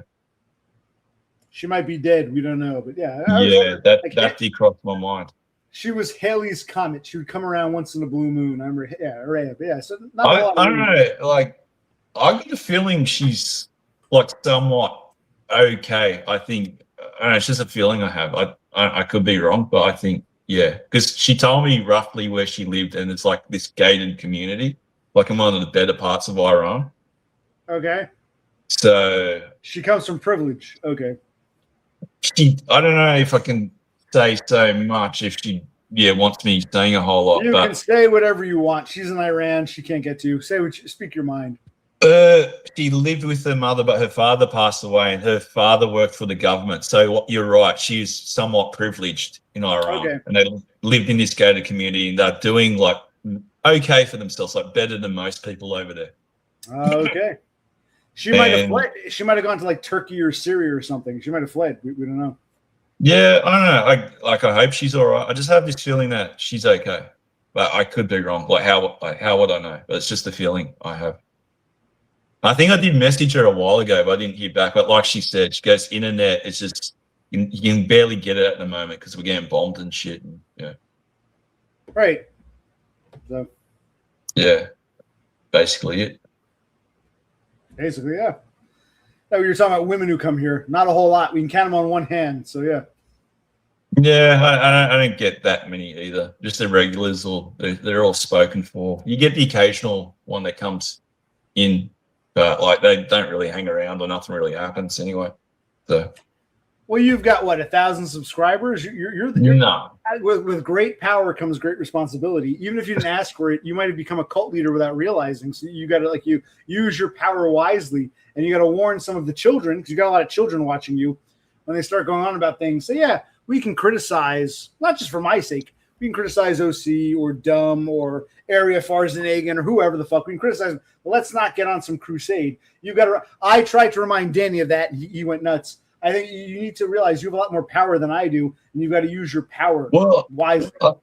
I've been told that I've got to rein my guests in or something. I've got to control what they say, or like I agree. I don't defend Donnie or something. But it's like they're all adults. They're all over 18. Why should I have to do that for? Oh, come on. You're damn near 50. You know a fucking 20-year-old kid doesn't have the same kind of wherewithal as a 50-year-old man. Well, I have been doing a bit recently, but like at the same time, like I said, I don't control these people. You know, they got their own ideas about shit, and like I have shut it down a little bit recently, but. Well, you don't even have to police. Like with Danny, I wasn't trying to control Danny. I was telling him how I felt. I said, this is why I think it's a bad idea. You can speak openly and say, I think it's a bad idea. Here's why. You know, because they listen to you. They think you're, they're hero. They're cult leader. Well, I have been doing it a bit, but then like I kind of get like, they come back at me and it's just like, why are you defending them for? Like, they don't give a fuck about you, or like they're old enough to look after themselves. And I'm kind of like, I agree. It's just like, well, we're all adults. Like, if you don't like it, don't watch it or don't listen. So, well, this Damina wants to know who told you to rein in your guests. Who specifically said you got to rein in your guests? Dumb. Well, he's not one of your regulars, is he? No, well, that's why I've been told by others, like, why would you care what they say? And I agree with both sides. Like, I don't want to make it negative and shit, but at the same time, why should I have to say to anyone over the age, well, anyone really, but like other adults, like what they can and can't say, you know? I'm not saying it. I'm over it. You know damn well these kids, the longer you live, the more life experience you have. They're watching you for a reason. They're looking for something. If all these people are much younger than you, they're looking for something. They're looking for some kind of fatherly or they want some uncular advice. Yeah. You give them some uncular advice. You can't control them, nor should you want to control them, but you should at least try to clarify what your opinion is on any matter so that, Well, I have been recently, but I've said this for a while now with the new channel, like for quite some time now. I'm just defeated, and I don't want to fight with anyone anymore or be nasty towards anyone anymore. Right, and these children say, we're young and healthy. We will take on the fight for you. That's how they interpret it because they're kids. You got to explain, I don't want to fight with anyone. And guys, believe what you want to believe, but I don't think it's worth it. You got to clarify that. They think you're telling them, take on the fight for my aunt. I went through that with Todd. A lot of people didn't like. I went on Todd. Me and my brother went on Todd's panel 4 or 5 years ago. I asked him some questions about Neat Bucks. A lot of his self-proclaimed fanboys didn't like that, and they took it upon themselves to stick up for Todd's honor. And Todd didn't care. Todd spoke with me. Todd's a big boy, but you got these kids who don't know any better. That's why you got to say, hey, children. I'm not going to tell you how to think or what to do. You're technically adults, but I understand you don't have to stick up for my honor. I'm a grown man. Thank you. I don't think these children understand that yet. They haven't. That's my take. No, well, I have said that to a couple of them, and they said, "Well, we're going to act and think the way we do anyway, regardless of what you say." I'm like, okay. So, what more can I do? Oh, by the way, I don't know who Fred Good is. What he's saying is not true. I sometimes say I'm not sure who this person is. I wonder if it's. Usually, it's chicken dinner. We often suspect it's chicken dinner. So many alts. We're like, huh, is this chicken dinner? You usually show yourself like you're here right now. So this isn't true. I've never said, who is this? Is this DBF? I don't think I've said that. If I had, I said it in jest because you're usually at least upfront about who you are. Is Fred Good one of yours? He's not one of my regulars. He's got the picture. That's Hormaxer, but I don't think this is Hormaxer. Do you know? No, this Fred? it's not. Yeah. It's not. I've seen Fred Good around. I think I might know who it is, but I'm not going to say. Send me the message on Discord. Oh, wait, you unfriended me. Okay, well, I guess. Yeah, because he never responded. You like my brother. Like I called my brother up for his birthday. Didn't even well, it went through to voice message. Didn't send a text back. Oh, thanks, bro. Thanks for the happy birthday message. Fucking nothing. You're the same. That's why I unfriended you. I thought, what's the point of being friends with you if you're not going to reply? You sound like dumb. You didn't reply to me, but it's funny. You said, I'm like your brother. Yeah, like a spurg, which doesn't exist. Yeah, you're saying we're spurgs. It's not intentional. It's like, huh? In other words, by your name, spurgum doesn't exist, but you're seeing parallels to me and your brother. He's got a fake diagnosis too. Fake? I don't know. I think if you got to walk in my shoes, you might disagree. Okay. Anyway, you can elaborate. Why do you think being a spurg is fake? I'll listen. Well, I got the idea from Todd, exactly what Todd said. It's just Jew pill bullshit. American, just weak. I think they just want to weaken everyone and make everyone reliant on Jew pills and doctors. By the way, Dominia wants to know, is it Bash? You think it's Bash who's all these alts and doing all this? Bash? No, it's not Bash. No, it's not Bash. Just for the record, that's what I was going to say. I only have 2 accounts. I got this account and a normie account, which I won't disclose what it is. I think you may have seen it briefly, but I use that to interact with like UFO channels, skate channels and shit, because I don't want them seeing like black pill incel adjacent shit. So I have 2 channels. So I see. You'll have to share your other channel with me in private. What do you think? Well, there's nothing on there, so there's nothing really to share on the other channel. So if anything DBF related, it's all on this one. So the other channel is just like a normie kind of like burner account. I see. That's a good idea, though. You don't want people finding this shit if you're trying to talk about UFOs or Yowies or something. Yeah. Fair enough. Yeah. Fair enough. Yeah. Yeah. What were we talking about? I forgot what we were talking about. Fuck, what were we talking about? I don't know. Must have been an important. Oh, something, that account or something, or saying shit to younger people. I don't know. Yeah, oh yeah, you got to spell it out. These are children. You know that. They might be over 18. Well, I have done that recently, but they've said back to me, it's like, we're going to say and do what we want anyway. Okay. Yeah, let them say what they want, but you should speak up and say, listen, you guys, what you want to believe, but I think you're wrong in your approach. You leave it. I have recently. I said, like, there's no need for that. There's no need to be nasty. I regret being nasty myself, even though, yeah, they were nasty towards me in the beginning. It's like, I'm just defeated now. Like, there's no fucking point in fighting because it's just we're all lonely at the end of the day. Just come back to this lonely shoebox. So you fighting against people who are trying to prove your point changes absolutely nothing. So it's like, you may as well just cop it. Go, yeah, fuck it. Okay, yeah, you're right. Whatever. So, well, let me ask you now. You might like this conversation. Do you want to meet Dumb and Donna in real life, or probably not? Yeah, I would. It'd be more so to meet her just to get some closure. Like, yeah. I don't really see it being ongoing. Like, I just it's just me being the third wheel, as I always am. Yeah, I don't want to be the third wheel anymore. Yeah, I'm talking about a one-time meetup, not like a perpetual, a one-time. Yeah, I would. Because like back when they were wanting to do it all, like everyone was calling for us still hurt or whatever. And like I don't think I'll ever fully get over it. But like I just said, I'm defeated. So it's like, well, what does it matter? So yeah, I would. And if they want to organize it, we're not going through third parties. Like my contact details are on my channel bio bullshit thing. So either one of them can reach me direct and organize it. And then they can unfriend me or block me afterwards. I don't care. But we're not going through some 20-year-old kid or Doug in California. Like we're both in Australia. So if they want to do it, we can all be adults. I agree with you. It's the whole thing. Like it shouldn't even be an option to go through some kid. That's what I'm trying to tell you. It's like, okay, you're you. These kids shouldn't be involved in that. They should be saying, children, fuck off.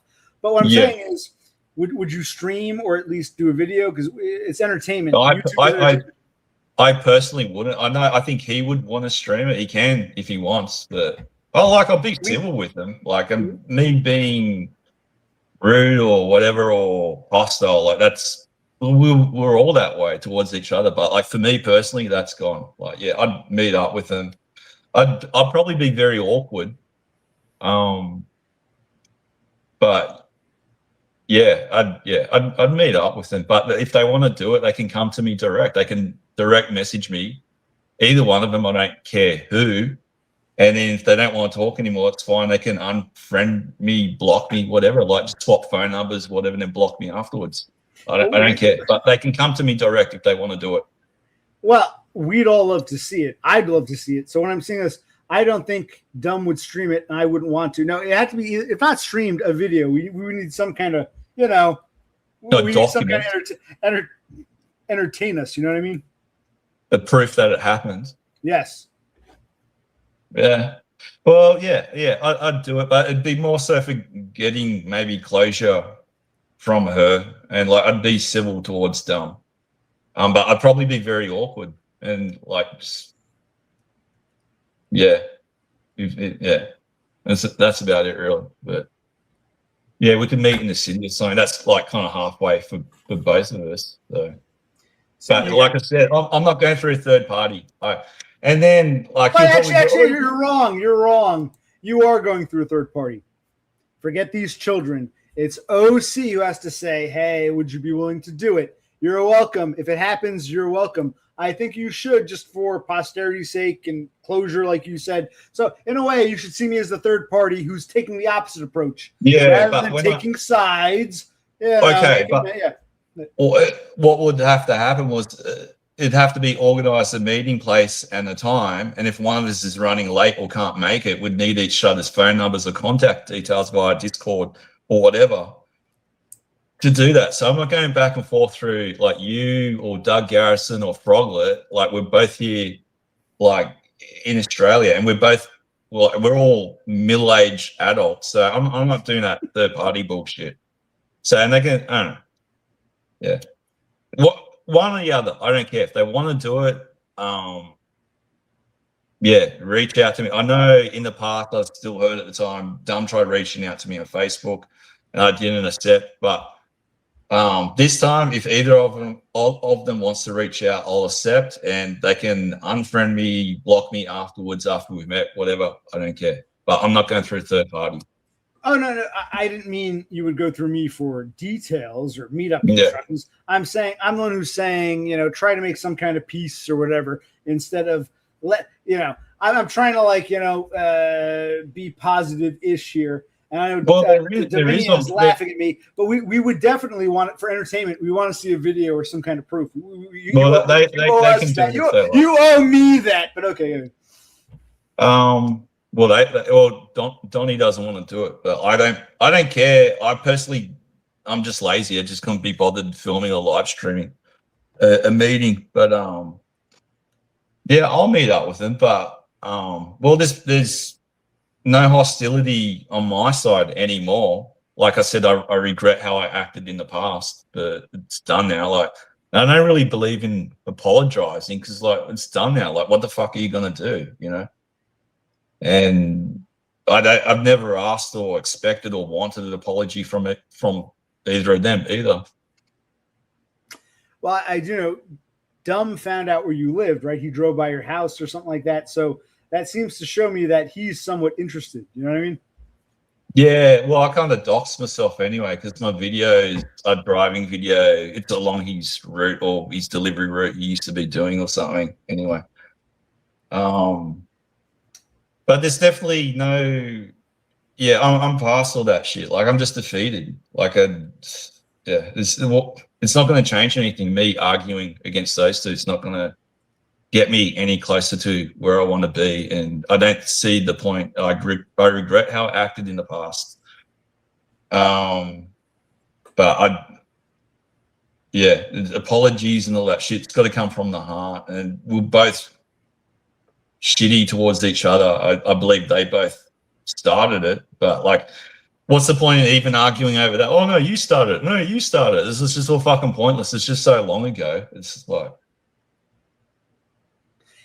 I'm curious, how do you feel about, forget about the whole romance thing. How do you feel about this American coming to your country? You feel another foreigner, you know, taking one of your jobs, you know, like he's working, you're not, you were born there, you grew there, he flew there. Do you kind of feel like you got some, you know, foreigner taking another job from an Australian? You be honest. No, not really, because he's done a couple of shorts and he looks absolutely miserable. So, but like I said, I've probably applied for over 200 jobs now, but he's willing to take on these shitty jobs where he's got to get up 2 a.m. in the morning or whatever to get to work and like work 16-hour days. Like, I'm not. Like, that's on him. Fair enough if he wants to do it. Like, more fool you, you know. But I'm not. I've been applying for jobs for you got to do 12-hour shifts, 10 to 12-hour shifts. I can't even get that. So no, like I don't. No, but no, I don't feel like he can have it, but he doesn't look particularly happy. So fair enough. So like, what was it really worth? Like, great, he's working and he's making this money, but he's like back at square one, like how he was back in America, you know. Except he's got someone in his life now, but he had to come all the way to this boring shit country and live. Yeah, I don't think he particularly likes it here because there's nothing really to like, you know. And I told him that too. I think he realizes it now. Whether he cares to admit it or not, something else. But you know, it's just there's nothing down here. It's just really a soulless place. It really is. And I think he gets that now. I think he understands that now. Like, if it wasn't for her, he wouldn't be here. I think he even said that. So. No, that's accurate. He wouldn't move to a foreign country for no reason. Yeah. That's absolutely true. Yeah. Yeah. But it's just really a boring, uninspiring, soulless place. Well, Rafterman is the expert. He says Australia is better than Pennsylvania. Maybe. I don't know. You're saying, I think in general, if you're an American, you don't want to leave the country unless there's a reason to. I think that's what you're getting at. He came there to find happily ever after. He didn't come there because he was in love with Australia. But well, I've been to Pennsylvania. I'd sooner live over there than here in Sydney. I live in rural Pennsylvania over here, you know. You lived in Pennsylvania? I'm sorry, you lived in Pennsylvania? No, I've visited Pennsylvania. I'd said I'd sooner live in Pennsylvania than I would here in Sydney. Interesting. That's just me, though. Just get like a big ass house of like my friend's father. They had a house. I stayed there a couple of nights, and like big house, like big all round, like front, back, side yards, everything. And I thought, like, and affordable too, unlike here. Scenic, you know. Right. No. I've been to Pennsylvania too, many times. But okay. But I think what they're getting at is, despite the allure, the exotic allure of Australia, at the end of the day, it's not that exotic. Why would you move? If you're not Australian, you wouldn't move there unless there was something there for you. And I think Dumb found what he was looking for. And I was just thought maybe nice if you guys met up and just sort of, you know, had some sort of closure, like you said. Yeah. I'm open to it, but like I said, it's got to be direct. Like, I'm not fucking around with someone like in America to organize it. You know, they can hit me up on Discord and we can swap phone numbers or whatever, and then they can block me afterwards if they care to do so. Unfriend me, whatever. I don't care. But I'm not doing this run around bullshit. It's just immature, in my opinion. We're all middle-aged adults, like, you know. Yeah, I agree with you on that. I think my criticism was a lot of your audience are younger and they're not there yet mentally, mature wise, and that's why it's up to you to be the grown up. That's my gripe. I think you got to be more of a, not a father, but like an uncle, and say, okay, I've got these kids watching me. Let me clarify things, because, you know, yes, they're technically adults, but they're 2.5 decades younger than I am. Let me at least clarify how I feel, because they respect you. Yeah. No, okay. Okay. I have done so already, but what they said back to me was, we're going to act, say, think, whatever, how we feel, despite what you say. Because I've said I felt bad because maybe I shouldn't have been negative in the past, because I feel like I've influenced you guys or whatever. Said, no, we were going to act that or think that way, regardless anyway of what you said. I went, all right. So, like I said, I cannot control these people, despite claims of me being a cult leader. Let me ask you this. Are some of these people your mods, your moderators? Some of these people are your mods? Yes. I would say, okay, you're welcome to come here, share your opinion, believe what you want, but I can handle my own affairs. I don't want someone who's going to go rogue being in charge of my shit. I would unmod. That's just me. My opinion. That's why I don't have mods. I don't need people to speak for me. So I would say, okay, you guys can believe what you want. You know how I feel. Fine, you're adults, but I don't need you to be my moderator, because, yeah, that's how I would respond. But the reason why I have moderators, because at one stage when I was doing those shitty car streams at night, because I get all Indian bots, I'd get a lot of people in there. Like, I get up to 100 people. And I don't get right now. I got 19 people, which is, so it says, it's pretty high for me. I'm a coffee house, a whorehouse, a small backwoods, back alley, nothing.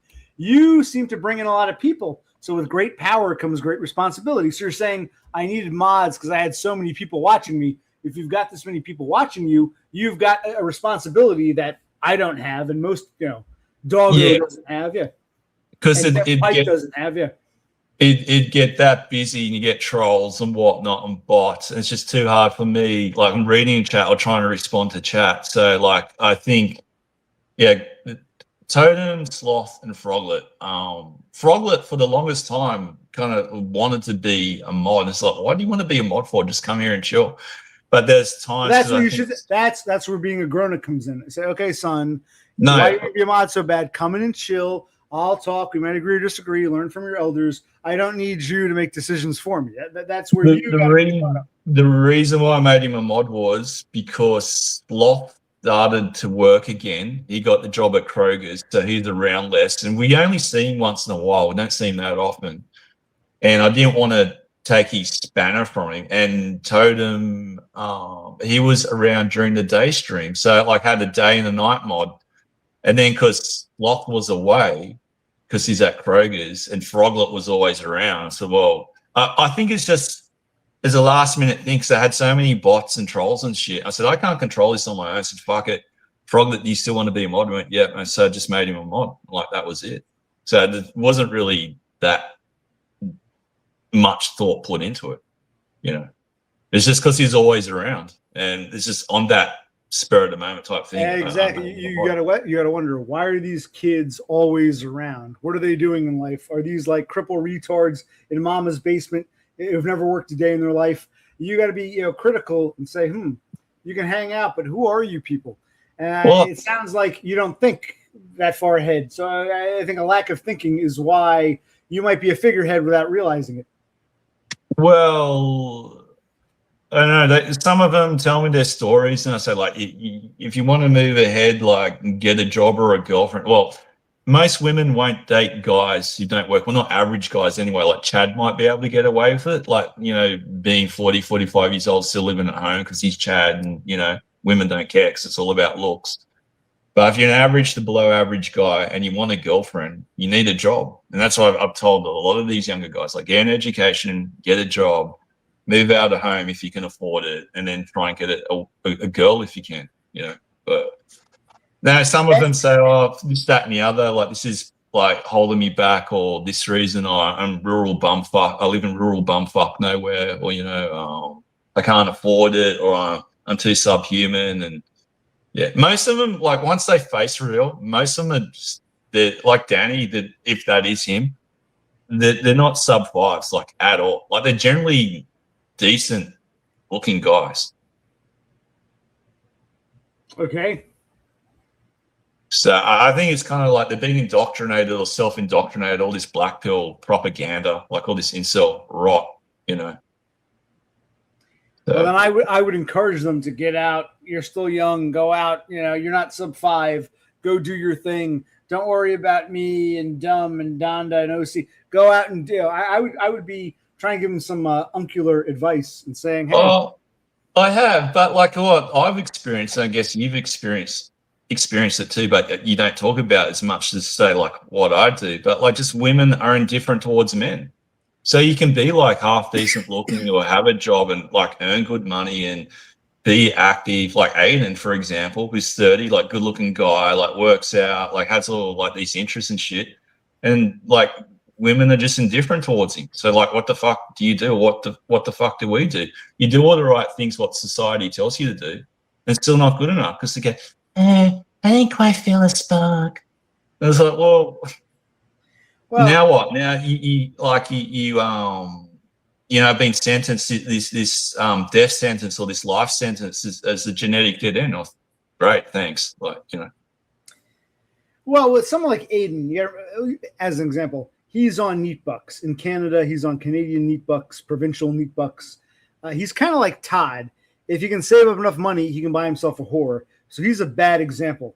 He's mentally. He does work though. He works at the hospital. Yeah, he works as an orderly. He didn't even know what an orderly was. You use that term in Australia, an orderly. Yes, we do. Right. He didn't even know he's an orderly in the hospital 1 or 2 days a week, just as pin money. He's mostly on Neat Bucks. So he's a bad example. He's not working like a dog to get away. He's working 1 or 2 days part-time for some pin money. Well, and I always told him, I wish he's like Todd. He might not know who Todd is or might not care. But he has the Todd lifestyle. You should probably pay a whore to give him some attention like Todd does, like you say. Bad example. But I think some of the children, instead of getting into nonsense, you should encourage them to, try to better themselves. Well, I do, but like, who am I to be giving advice? Look where I'm at. Like, look how I ended up. I can only tell them how it's going to go wrong. Okay, fair enough. I try. It's like some like they complain to me about their lives and shit. And I said, well, you got to get a job, And Basher said the same shit. Like, you got to get a job if you can afford it. Move out of home. Well, it's like there's a rental and housing crisis all around the world if you can't afford it. But like like I just said, if you're an average to below average looking guy, and you want a date, you need a job, Right. So, but like I said just then, I can only tell you how it's going to go wrong. Like, who am I to be giving anyone advice? Like, look where I'm at. Well, I think for better or for worse, these children look at you as some kind of leader. I think great power comes great responsibility. Yeah. I think maybe they might feel comfortable or something. Like, I'm not like their parents or something like that. Like an uncle or yeah. Well, it's like the same with Todd. Just like we just tell them straight, like just like life is shit and just women are unfair, And where their bullshit parents, like my bullshit parents, would blue pill and sugarcoat everything. Don't worry. You'll meet the right one. Oh, don't worry, son. You'll get a job. You'll meet a nice girl. You'll get married and have a family one day. Yeah, okay. Like, I'm near 50. Like, when the fuck is it going to happen? That's a bit arrogant. Your impression of your parents. I'm a little offended by the way you're doing your parents' voices. Yeah, I'm just saying. Yeah, but I can only speak from my experiences. Is it the lived experience, as you say? Yes, I do say. And I would say, this is my lived experience. Here's what I would say you shouldn't do. Don't go on crusades. Don't go on campaigns. I mean, listen, I can't give you a life plan, but I'll tell you what I think is a bad idea after nearly half a century of living. That would be my take. But I don't have the fan base that you do. I'm just a nobody. You are the destroyed by Foids. So I don't know. I've only got, I think last count, maybe 260 subs. So it's like, fuck all, you know, and only so many people turn up to the live stream. So it's kind of waning a bit, actually. Past couple of streams that kind of like dropped off a bit, which is fine. Like no one wants to watch or participate. I don't care. I'll just end the channel, you know, or stop stream. So. Well, I'll have to come on your panel. When like I said, I'm dead serious. No offense. After the third, one of your people booted me for the third time. I said, so when people come here and tell me DBF said this, DBF did that, I'm like, I don't know. I don't watch them. If you want, I'll come on your panels one of these days. I'm usually one take. I like to be a guest for a change. I'm always taking calls, so I like to be a guest. So maybe I'll come on one day if I'm up for it. But we'll see. Yeah, because I usually stream on. It's a regular my Saturday night, which is your early Friday morning, I think. Yeah, I'm like 14 hours behind. Yeah. No, early. Yeah. Oh, no, early Saturday. Hold on. Yeah, early Saturday morning, late Friday night or something, I think. Sorry. Yeah, Friday into Saturday night for us would be your Saturday night. Yeah. Yeah. But yeah, you're welcome to come on. Yeah. All right. I'll keep it in mind. But no, it was good to see you. Like I said, I never turn people away. I always say everyone's welcome. I'll talk to you. Even like Dev Pike, for all my criticism, I've never said you're dead to me. I'll still talk to Dev Pike when he comes here. And with you, I'll talk to you. I'll talk to people. We can disagree, but still have a conversation. I think Dev Pike and a lot of your followers don't grasp that fact. I think I'm lucky. I think I'm lucky. I would say this about my Starlings. They seem fairly easygoing and don't give a shit. I've never told anyone here to go after anybody, and I don't think anyone here wants to go after anybody. That's the one positive about this stream is that I've got people who are just like, hey, what's up? Let's hang out. And that's why I'm telling you, you've got to be like more on top of your stream. That's my opinion. Well, I feel kind of bad because the whole idea with starting my channel and you was to even get Dumner back if they wanted to. Like Donnie's come back a few times. I actually wanted to get her to do a call in, but I think she's a bit hesitant. But she said she would, but whatever. But the only person I've blocked so far has been Danny. But I'm done. Like I'm just too old. I couldn't be bothered with his bullshit, you know. Well, you say you want Donna to maybe come on one day?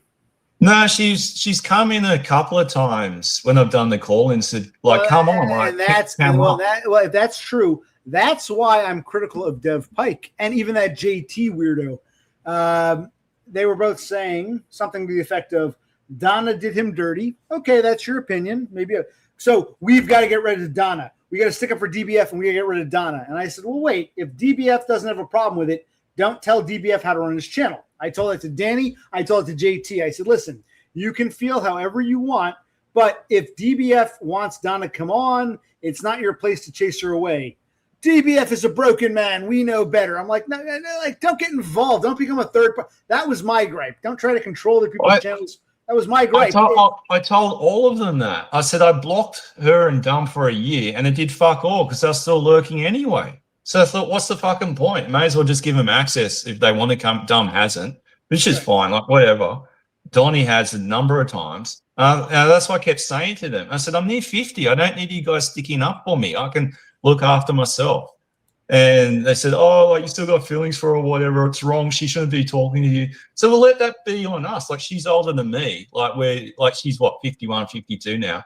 I'm 48 November. I think we can deal with it between ourselves. We don't thank you for being concerned, but it's between her and I. We're old enough, we're adults, we can deal with it ourselves.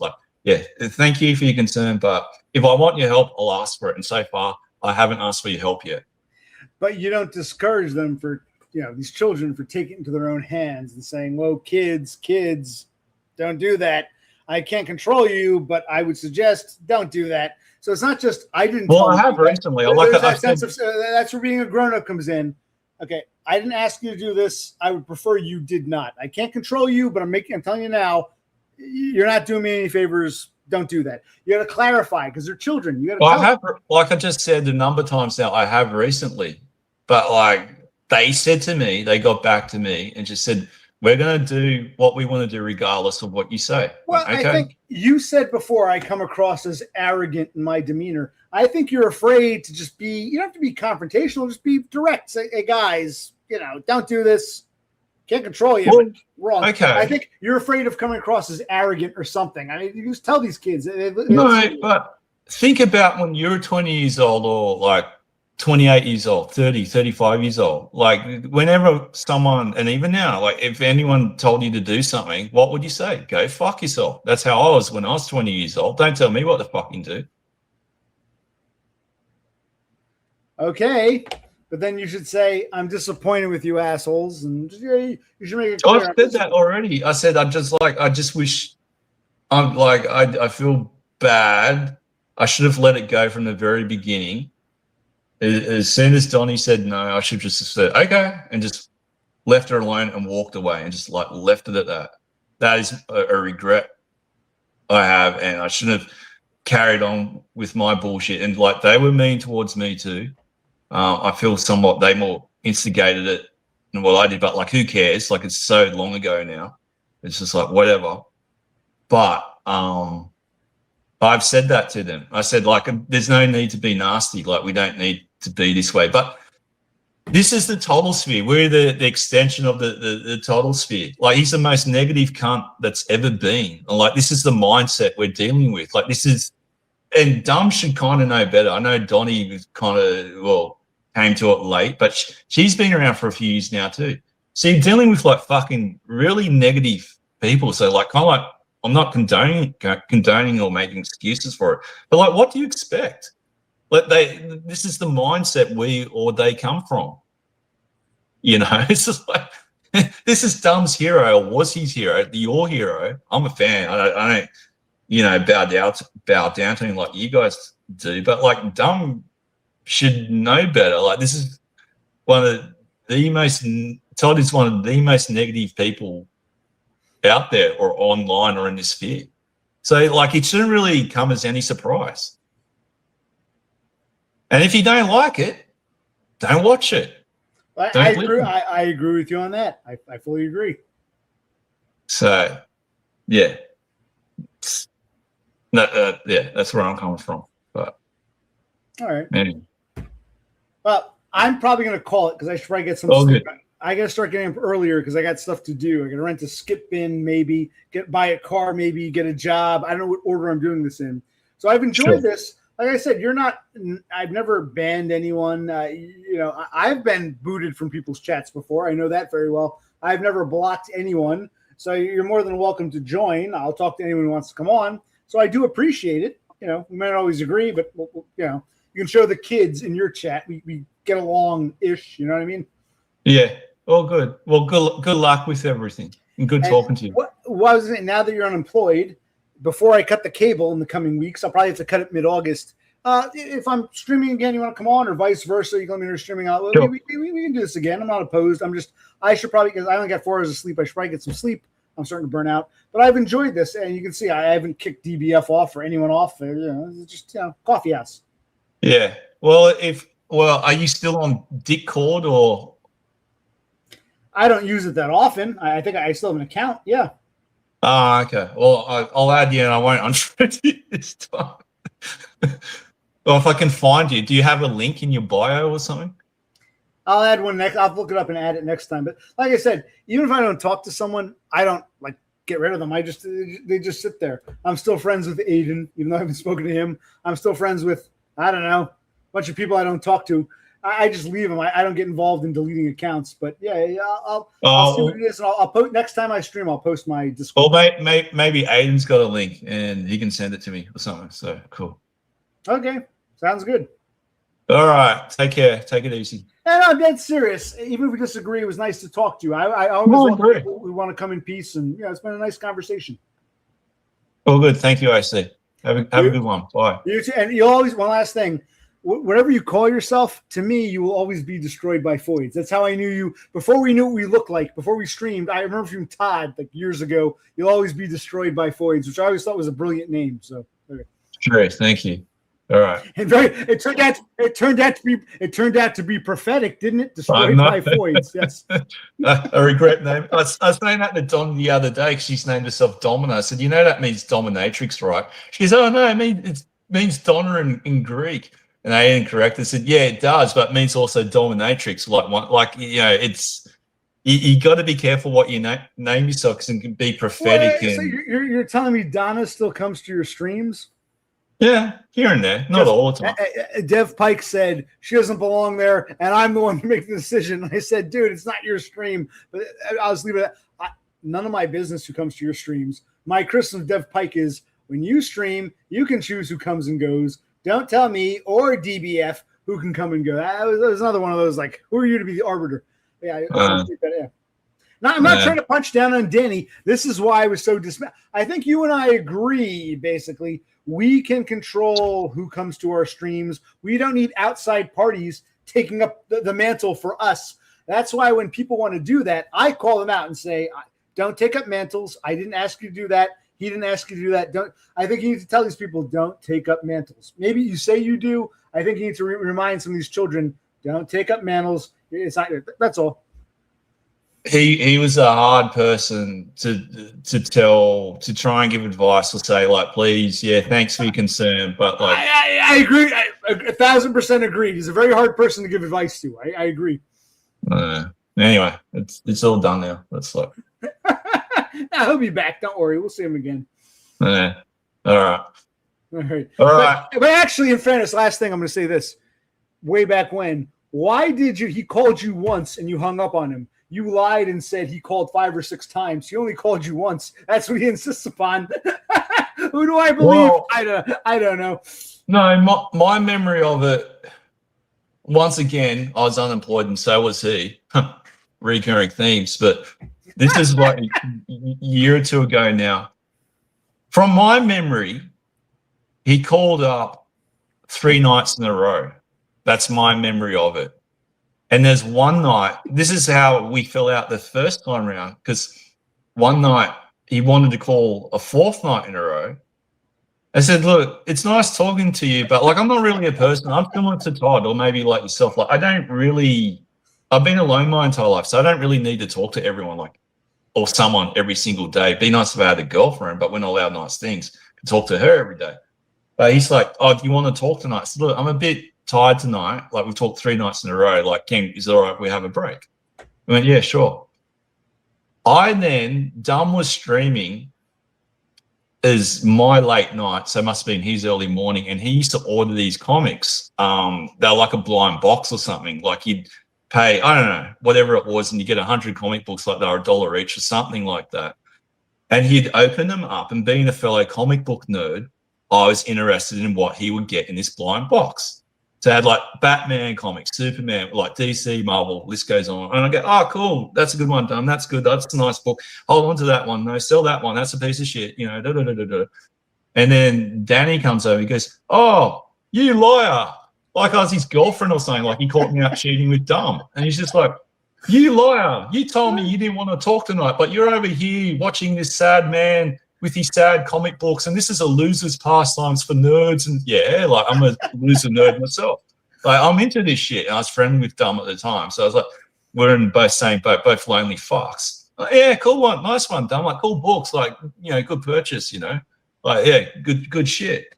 And he just fucking went off. I'm like, fuck this. Like I'm not your girlfriend. Like you don't have control over me. And then he sent me this scathing message like, you fucking lied. You lied to me, you fucking nasty. You told me you didn't want to talk, but you like Dumb's fucking stream looking at loser comic books. And I was like, man, don't tell me what to do. Like, fuck you. And then I didn't block him straight away. And then the following day, he sent me a message apologizing.